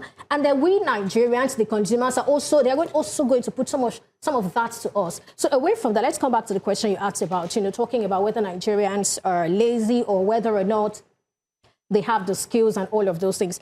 I think it's neither here nor there. Really, we can't say this is the answer. It just depends. So number one, let's start with people who have just left school. For somebody who has just left, you do not expect that person to possess the skill set that, would make that person do well in a particular corporate organization. That person needs to be trained. And that's why I like that, we have what we call graduate training in some places, especially financial services, in the financial services sector.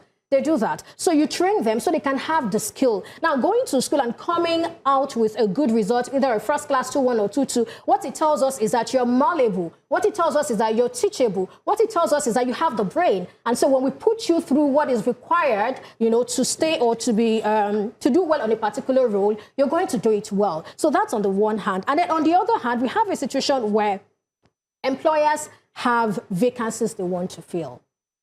And then the monies or the salary they are willing to pay does not match up.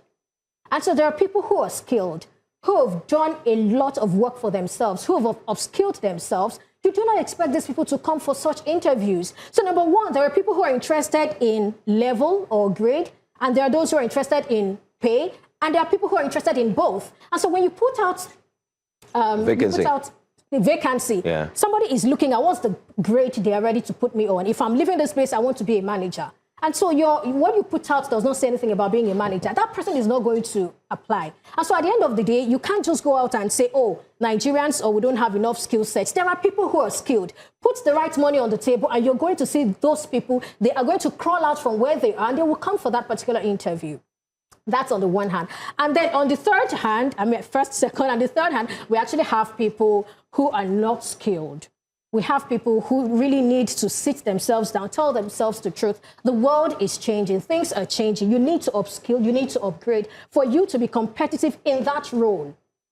But not everyone is going to have a white-collar job or blue-collar job. Well, there is that argument. So is there a place for those sort of people? Absolutely. That's entrepreneurship. Entrepreneurship basically is just about you identifying an opportunity in the market, and then you gather resources, you take the risk, the financial and the personal risk to start that particular business. So yes, there is that. And to even start with, a good number of, when you look at the businesses in Nigeria, MSMs as medium, small, and medium enterprises. Yes, micro, small, and medium enterprises. Yes, MSMEs. They account for 90% of available jobs in Nigeria. And then in terms of employment, they employed, it's over 90%, beg your pardon. And in terms of employment, they employ over 80%. So that tells you that there is something cut out for you. Entrepreneurship is already, it's already, we're already seeing I mean, and there's only a limited number that civil servants or the civil service and government can absorb. So what do we need to do that Vietnam did, that China did in removing millions of people out of poverty and getting them gainfully employed to stimulate the economy? Since we've identified that these SMEs are the backbone of the economy, what support can government do rather than appealing to Davido and Asake to donate money to them or telling them to start kuli-kuli and akara business? What can we do to mass remove people even though kuli-kuli and akara in the MSMEs too? I mean. All right, so talking about that, I think the government has tried to roll out some things, but those are not good enough. The highest or the best the government can do is to put out policies that would help, policies that would support the private sector, policies that would ensure that the private sector is able to generate enough money. And then when you look at the private sector, you're asking yourself, what are the challenges they are facing? Power. Power is number one. Somebody say power. But then to some extent, we see that these companies are already taking charge of that. They're already, providing power for themselves. But that adds to the cost. Exactly. Yeah. It adds to the cost. So at the end of the day, we all are paying for it. I mean, I spoke to a general manager of a hospitality business yesterday, and he said he had to go on solar. It cost them about $500 and something thousand just to install. Just to make that investment. They have to ensure that if the rooms are not filled up, you can imagine what it will cost them to just maintain that. They need to make the money back, but that's one. But let's also look at one of the aspects. I mean, I've always wanted to ask, if the average Nigerian youth is not employed or underemployed, what does this speak about the future in the next 10 years? What are we going to see? An implosion of unemployed youths who are roaming around the streets? Or are we going to see a day where this needs to be turned around one way or the other? But first off, what are we going to see in the next 10 years? Well, if we continue like this, it doesn't look good. And it's even unfair that the data we're using is one that does not clearly paint the picture. Apart from the fact that it does not clearly paint the picture, we're talking Q2 2024. Q2 2024 is April, May, June 2024. That's the latest we have from the NBA. So how do you even plan with that? If you want to roll out policies, these policies should be data-based. So what data are you rolling out your policies on? Absolutely. So that's one of the things we also need to look. See, it's a lot of reset, a lot of overhaul that we need to do to get things going, to get things working here in Nigeria. I understand the government has started some policies, but then beyond policy announcements, we need these policies to actually work, to actually move the needle. We understand there are some people you could call the winners of the current policies, but we need this thing to then begin to, cascade into the lower rungs of the society so everybody can then be carried along. So the government really has a lot to do in terms of policy. When we talk about electricity, of course, we know that we have the EA 2023, which talks about decentralization. We are counting on these subnationals, the state governments, to do more, to push more. Lagos is doing its best. We have Abia, we have Enugu. We have some states that are already pulling their weight, but we need more to be done so that power can become cheaper. Because to some extent, over 40% of the cost of running a business is based on, is spent on power. That's a whole lot. So at the end of the day, what you see in the private sector is there are people who are truly employed, they are well paid, but at the end of the day, you will find out that one person is doing the role that about 3 or 4 people should do. And that's why you see burnout. Because these people, they have to save money. They have to protect the profit margin. So at the end of the day, when you see results come out from some of these companies, maybe top line is maybe 1.2 trillion. By the time you get to the bottom line, you're saying 200 billion naira. So you're asking yourself, what happened from 1 trillion naira to down 200 billion naira being the profit at the end of the day? Costs. What costs are we talking about? Production costs, running costs, operation costs, running costs, administrative costs, financial costs. Yeah. So, these are some of the things. All right, let's take a quick break. When we come back, we'll look at what our current realities are, including AI, the role that AI has played, in either increasing this or reducing this. And then we'll look at remote work, JAPA, and several other angles. But we'll analyze all of this after this break. Welcome back to Breakfast Central. We're still looking at, young people, the state of unemployment in Nigeria and what the way forward is. Before we went on the break, I had told you that we're going to talk about AI and artificial intelligence You know, it's a double-edged sword. There are those who argue that it has provided more opportunities. There are others who worry about the fact that AI has taken their jobs. What role has artificial intelligence played in youth unemployment in Nigeria, in either increasing or reducing the numbers? Okay, to a very large extent, the jury is out on that. I don't have data to probably say all of those things. But I think that we are sort of in the early days in Nigeria. What I mean by that is I'm not sure it has really started affecting people's jobs as much in terms of negatively. However, positively, a lot has changed. A lot is happening. We are having people who are building, solutions in the AI space, building solutions in the tech space. Those are interesting things. Those are the things we want to see. Even in the work, job is done faster. Things are facilitated. Things are getting better as a result of AI. So you will be doing yourself a disservice if you do not upgrade or upskill.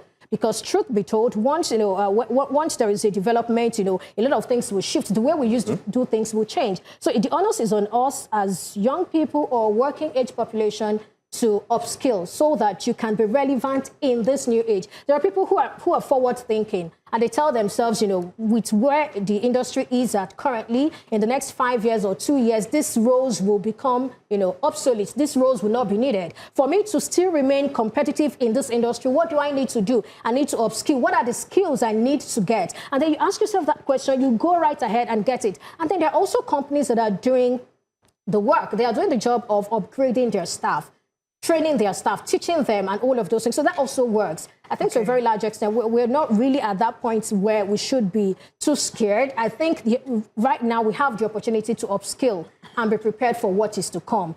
Meanwhile, there are people who are taking advantage of it and they are cashing out. Absolutely, they are. I mean, I remember hosting an artificial intelligence event and the question was posed, which is one of the most popular questions when AI comes up. The question is, will I lose my job to artificial intelligence? And the answer was that people who know how to use artificial intelligence will take over the jobs of those who don't. So either way, artificial intelligence has come to stay. We have to find a way to get with the program. Let's talk about the impact that migration has on unemployment in Nigeria, youth unemployment in Nigeria, and the fact that we're seeing a lot of young people wanting to move out of the country. There are those who are working here, doing remote work. They're working for foreign companies. That seems to be the goal. In fact, in the past, say, 3 to 5 years, there's been a surge in the desire to learn tech, to enter into the tech ecosystem, and to get paid, working remotely.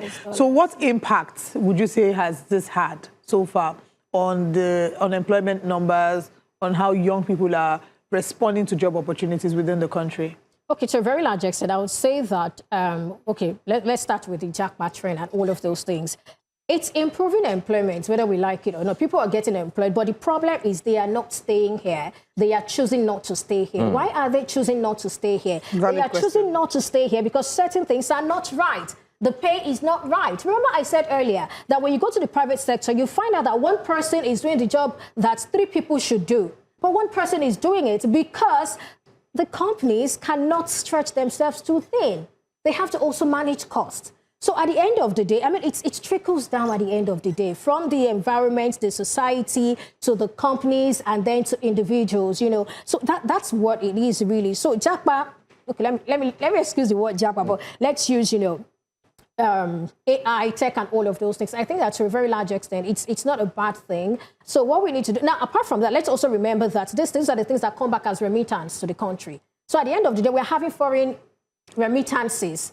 And these foreign remittances, they are used to develop Nigeria, whether we like it or not. There are people who go out there, and then before you know it, a family that used to struggle, they start building a house. Before you know it, a family that used to struggle, another person travels out. Before you know it, the family is better. They start buying houses, like what I said this morning. That one really touched 2 years, and they are now buying houses of hard work. I didn't even know you said that. So, so these are the things. So people work, and they see the results.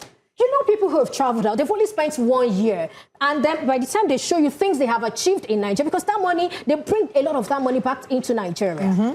So at the end of the day, that money is developing Nigeria. So are we going to say they should stop? No. So that's what you call a real take-home salary, yes. The real take-home salary. Real take-home. That enables them, to do things. And then you're proud. You're happy. You feel more like a human being. You're proud of yourself because you're able to achieve something. And then you ask yourself, what was I doing for all those years? So that's something that needs the way Nigerians are paid. And sometimes, I mean, I've had people who work in multinationals and they tell you that when you compare what Nigerians are earning to what their counterparts in other countries are earning, you find out that Nigerians are paid lower when you compare to other, even African countries. Now, not even, you know, the West and all of those things, other African countries. You find out that the Nigerian counterparts are paid lower. So these are some of the policies. But then you can't even force someone to pay well when that person spends maybe about 60% of the money on costs, or even much more on costs. So at the end of the day, these are some of the things that are responsible for this. So for me, I don't think it's a problem, because at the end of the day, Nigeria is being developed. What we need to ask is, how can we make people come back to Nigeria? And let's also say, I think I've been at a particular NIGHTCOM or something. I've been at one of their conferences. And what I realized is that there are so many Nigerians that are outside Nigeria, and they're also investing here in Nigeria. I've got people call me up to say, can I get stock recommendations for the week? I've interviewed people who are saying that they have hospitals here in Nigeria. They've built things here in Nigeria. I even have, you know, a relative who is not based here in Nigeria, but has a company here in Nigeria and has branches in about 7 states of the country, and even started a new one. He's not in Nigeria, but he's starting another company. That's 2 companies here in Nigeria. So these people, they're actually building, whether we like it, they're developing Nigeria. However, if we want to retain these talents, because at the end of the day, what happens is that these talents do not fill the vacancies in the Nigerian companies, because they would rather go out. And so some of our companies, they don't have the right talent, or even when you see the right talent, they're not even ready to pay the right talent. So at the end of the day, I think that's the impact it's having, you know, on companies. But at the end of the day, we just have to ensure that Nigeria is that place that everybody would want to work in. So that will not happen by just, you know, wishing it to happen. It takes policies for that to happen. And I'm glad we're having this conversation about employment, and there was some good news that happened last week, and it's widely celebrated that Nigeria has the NGX is the #1 performing exchange in the world. I mean, break it down for us. How does that contribute to improving employment and the lot of the ordinary Nigerian on the street, or is it just for foreign investors to come and, you know, double their money or triple their money? It's not just for foreign investors. When we talk about the NGX, a good number, about over 70% of the players are actually local. I mean, Nigerians, to a very large extent. So, I mean, it mirrors the society, it mirrors the economy, and it tells us that, you know, things can actually get better, or things are getting better. It means that investors, you know, have confidence in the economy. There's something they are seeing. But whatever it is they are saying, you know, that thing needs to translate to the everyday Nigerian. That's what it is. And then the NGX are being the first in dollar terms year to date, overtaking Kospi, that's the South Korean exchange. So what happened to South Korea was that, you know, there was this bearish run where AI stocks and all of those things, you know, they plummeted. They crashed over 22%. And so when that happened, Nigeria then had 67%. So imagine when you subtract 22% from 88, what you have is 66. So that made Kospi second with 66%, while Nigeria had 67%. But you still not answered my question. I'm sure you're getting there. How would it contribute to employment and better the lot? How does it better the lot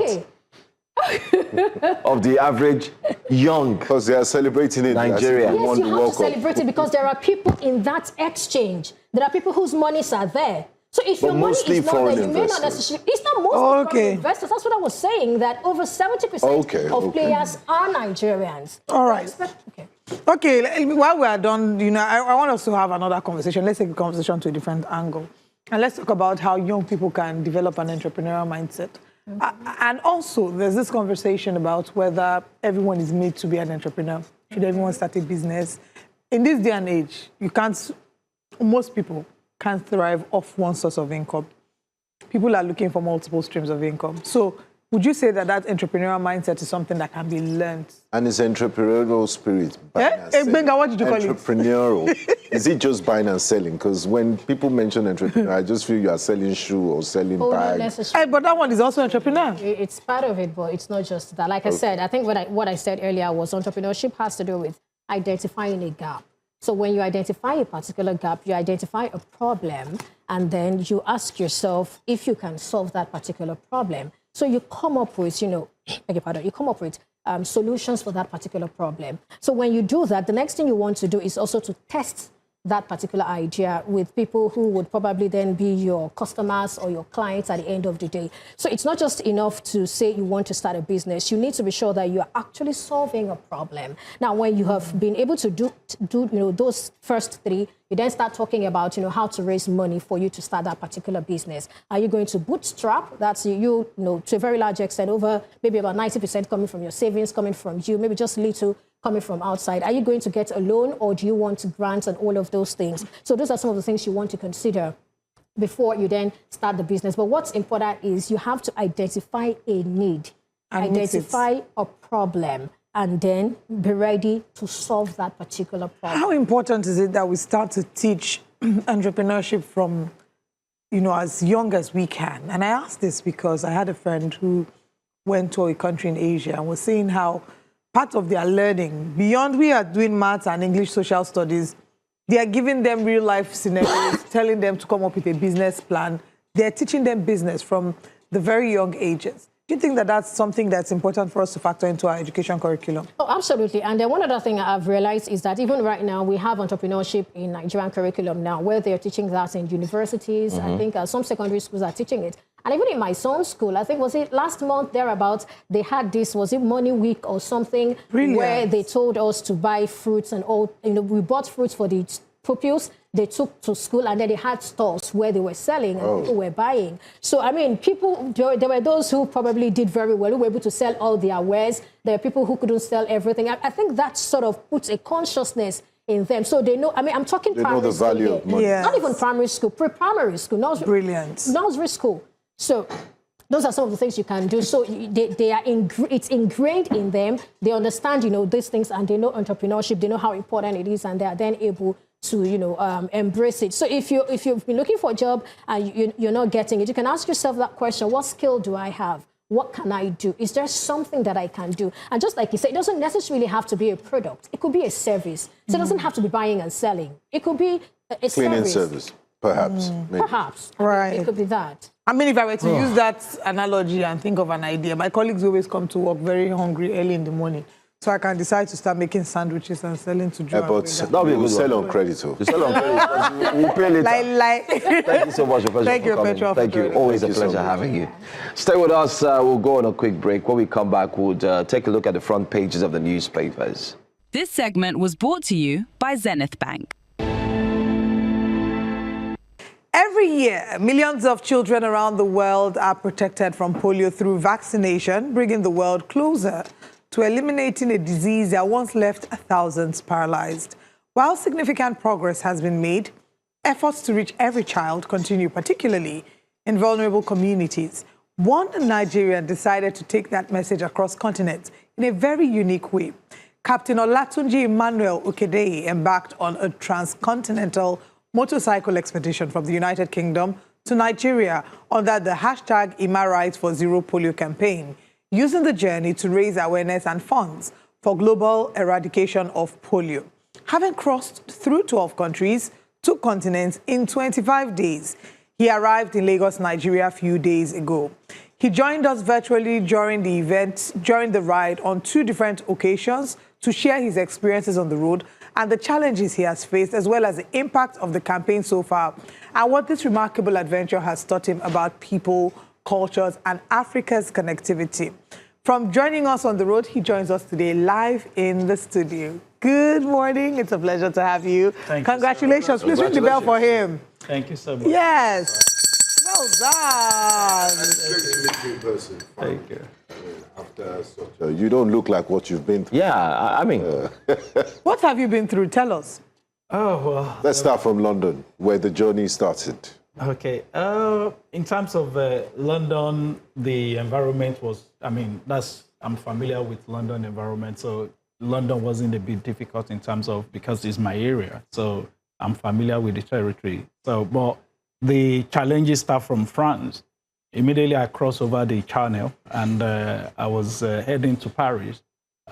Wind started. I was meant to be doing 70 miles per hour. I have to be doing 20 miles per hour. If you speed too much, the wind is going to blow you off. Wow. If you drag, the engine is going to cut off. So I'm in between. So I need to maintain the balance to make sure that the wind doesn't throw me out. And I'm also able to maintain my balance as well. And I mean, after a few hours, I met some other bikers who are riding some bigger bikes. And they told me, well, there's a bike that is even bigger than your bike. Oh, there are bigger bikes that are 1,200, 1,300 cc. I've got, my bike is 850 because I need to plan in terms of, it's a solo ride. So, which means if I have a fall on the road, I'm able to lift it myself. Okay. So you need to consider that. And also the road is not, some of the road are good, but some of the West African road are very bad. Yeah. So, and I know I'm going to pass through those roads. So I need to plan in terms of any eventuality that happened. And I did fall on my back as well 4 times. So wow. Yeah. So that's also part of what was planning to the kind of bike. It shouldn't be too small and it shouldn't be too big as well. So France was the first place where I experienced my challenge, but I managed to, rather than getting to Paris, I was going to Eiffel Tower, where my hotel is, and also meeting some audience there. I was meant to get there at 4 o'clock. I ended up getting there almost about 7 o'clock in the night because I was riding below the average speeding limit. And when you cross on the bridge as well, it's as if the wind is going to throw me off the bridge. So those are the first challenge. And I start just praying in my mind, asking God, this wind just needs to get off and allow me to move, because I have the number of days and each of the location I need to get to has already been planned. Some of the activities has been planned, like the day I need to get to Togo, the day I need to get to Ghana. They have a lot of activities planned already, scheduled for those locations. So I need to also meet up with, because each of the journey has been divided by how many kilometers I need to do per day. Mm-hmm. So, and with that actually started in terms of the challenges. And there are other challenges as well. I don't know if you want me to continue. Yeah, maybe share. We'd like to hear that. Okay, so the other challenge was when I get to Spain. Spain was another challenge as well. Wind was very high in that place. And Spain is within the rock. Yeah, they are mountains and rock. So you need to go through the bridge were quite high. So it's the same challenge I had at Spain as well, with the wind was high, and manage and endure it till I got to the end of Spain, where I need also to cross to Morocco.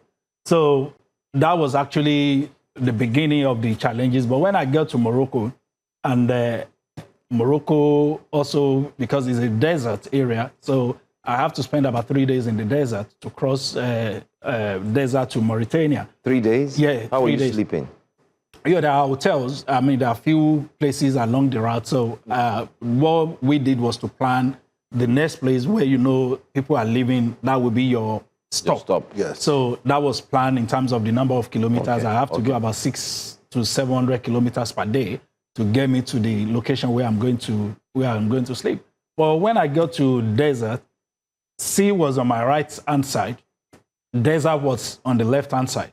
So the sea is not too far from the main road, from the tar road. It was a tar road, but the sea wasn't too far. So the wind coming from that place was quite massive.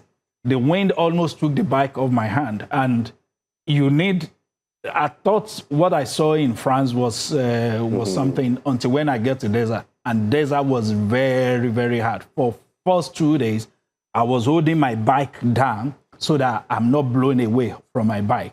If you're going to overtake a trailer, as you are coming, because, trailer is not speeding like up to my speed. So if you are coming towards the end and about to overtake the trailer, the wind will come massively and try to blow you off to the other side of the road. Wow. So that's how bad the wind was in the desert. But on the second day, I met a gentleman.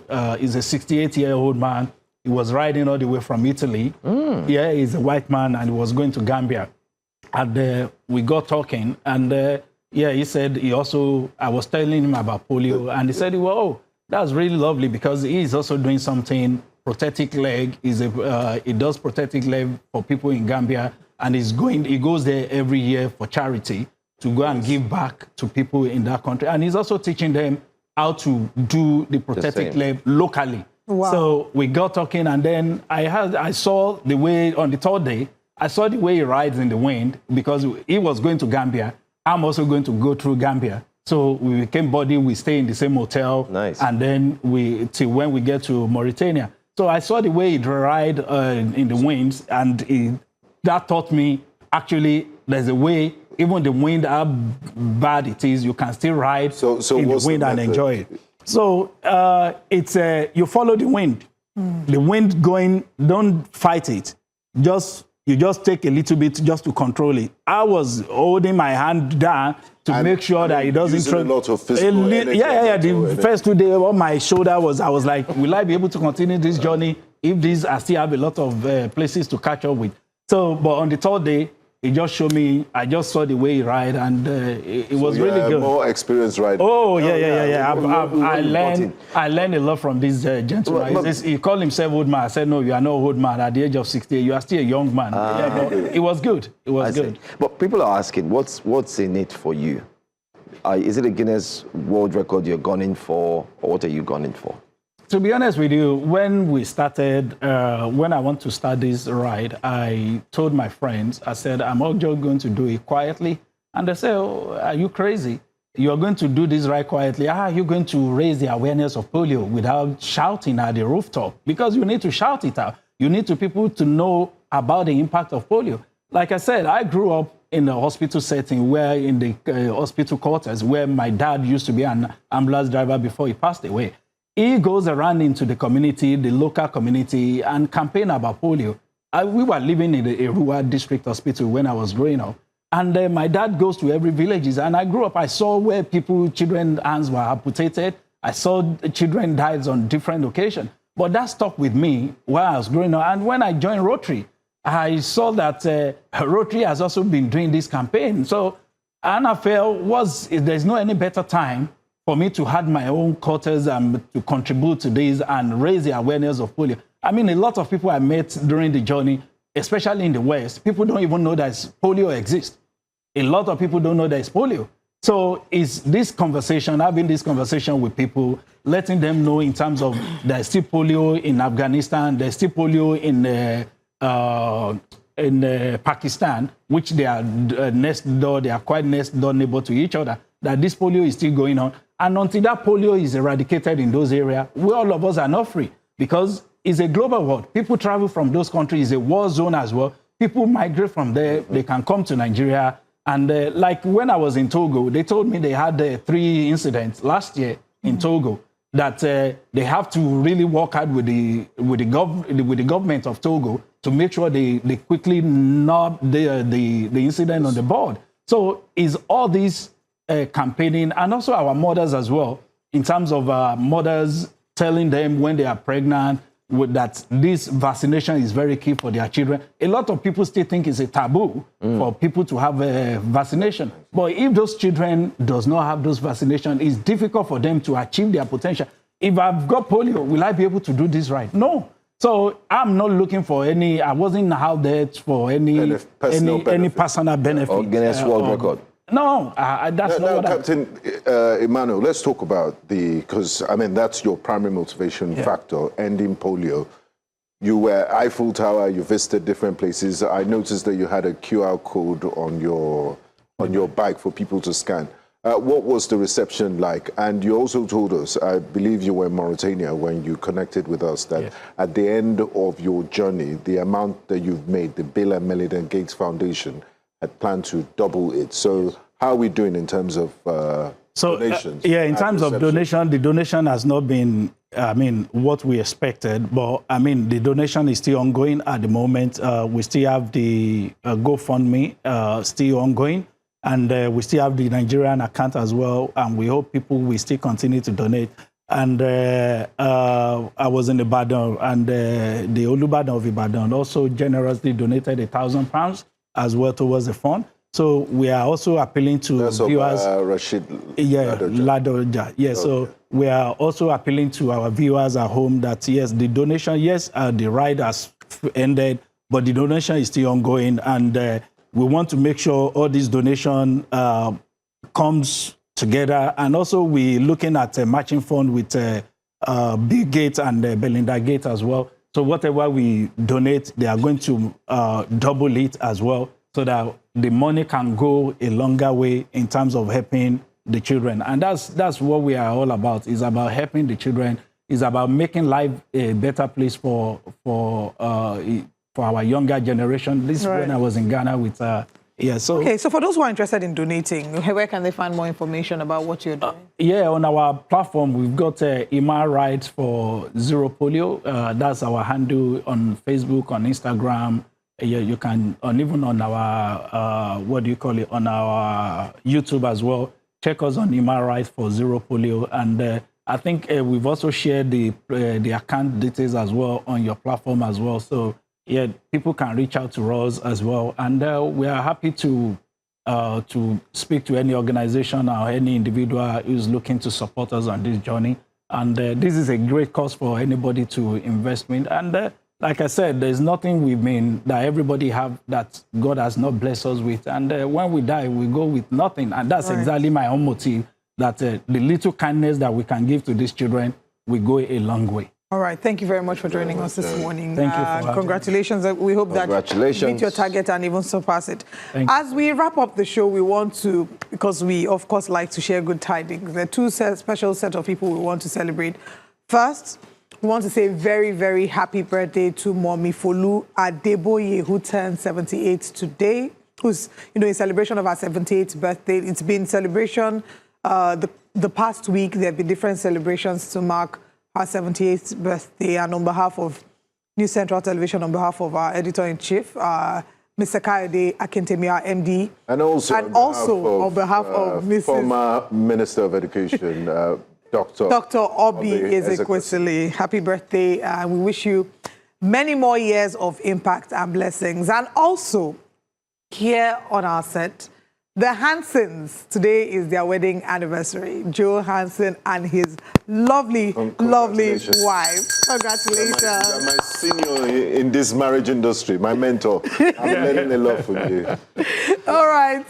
We wish you many more years, beautiful years with you and your wife. Thank you. Who I hope is watching. Happy married life. Congratulations to Captain Ima. Absolutely. So it's good news. Yes, we're wrapping on, a note of good news. We'll be back again tomorrow morning. Join us live and direct, 7 a.m. It's going to be, you know how we do it now. We're not letting any stories die. We're bringing back a lot of energy. Right. And there's a very important story. Something happened in Edo State. There's a young woman who's calling for justice. We'll be bringing you the details of this story tomorrow morning. My name is Olive Emodi. With me is Joe Hanson, Benga Bora. We've had our incredible captain. Thank you for joining us. Thank you for being here. We'll see you tomorrow. Have a wonderful day. Bye-bye. And I would also like to say happy birthday to Gloria Oga. She's one of our STOs here. All right. Happy birthday, Gloria. Today's Bye, everyone.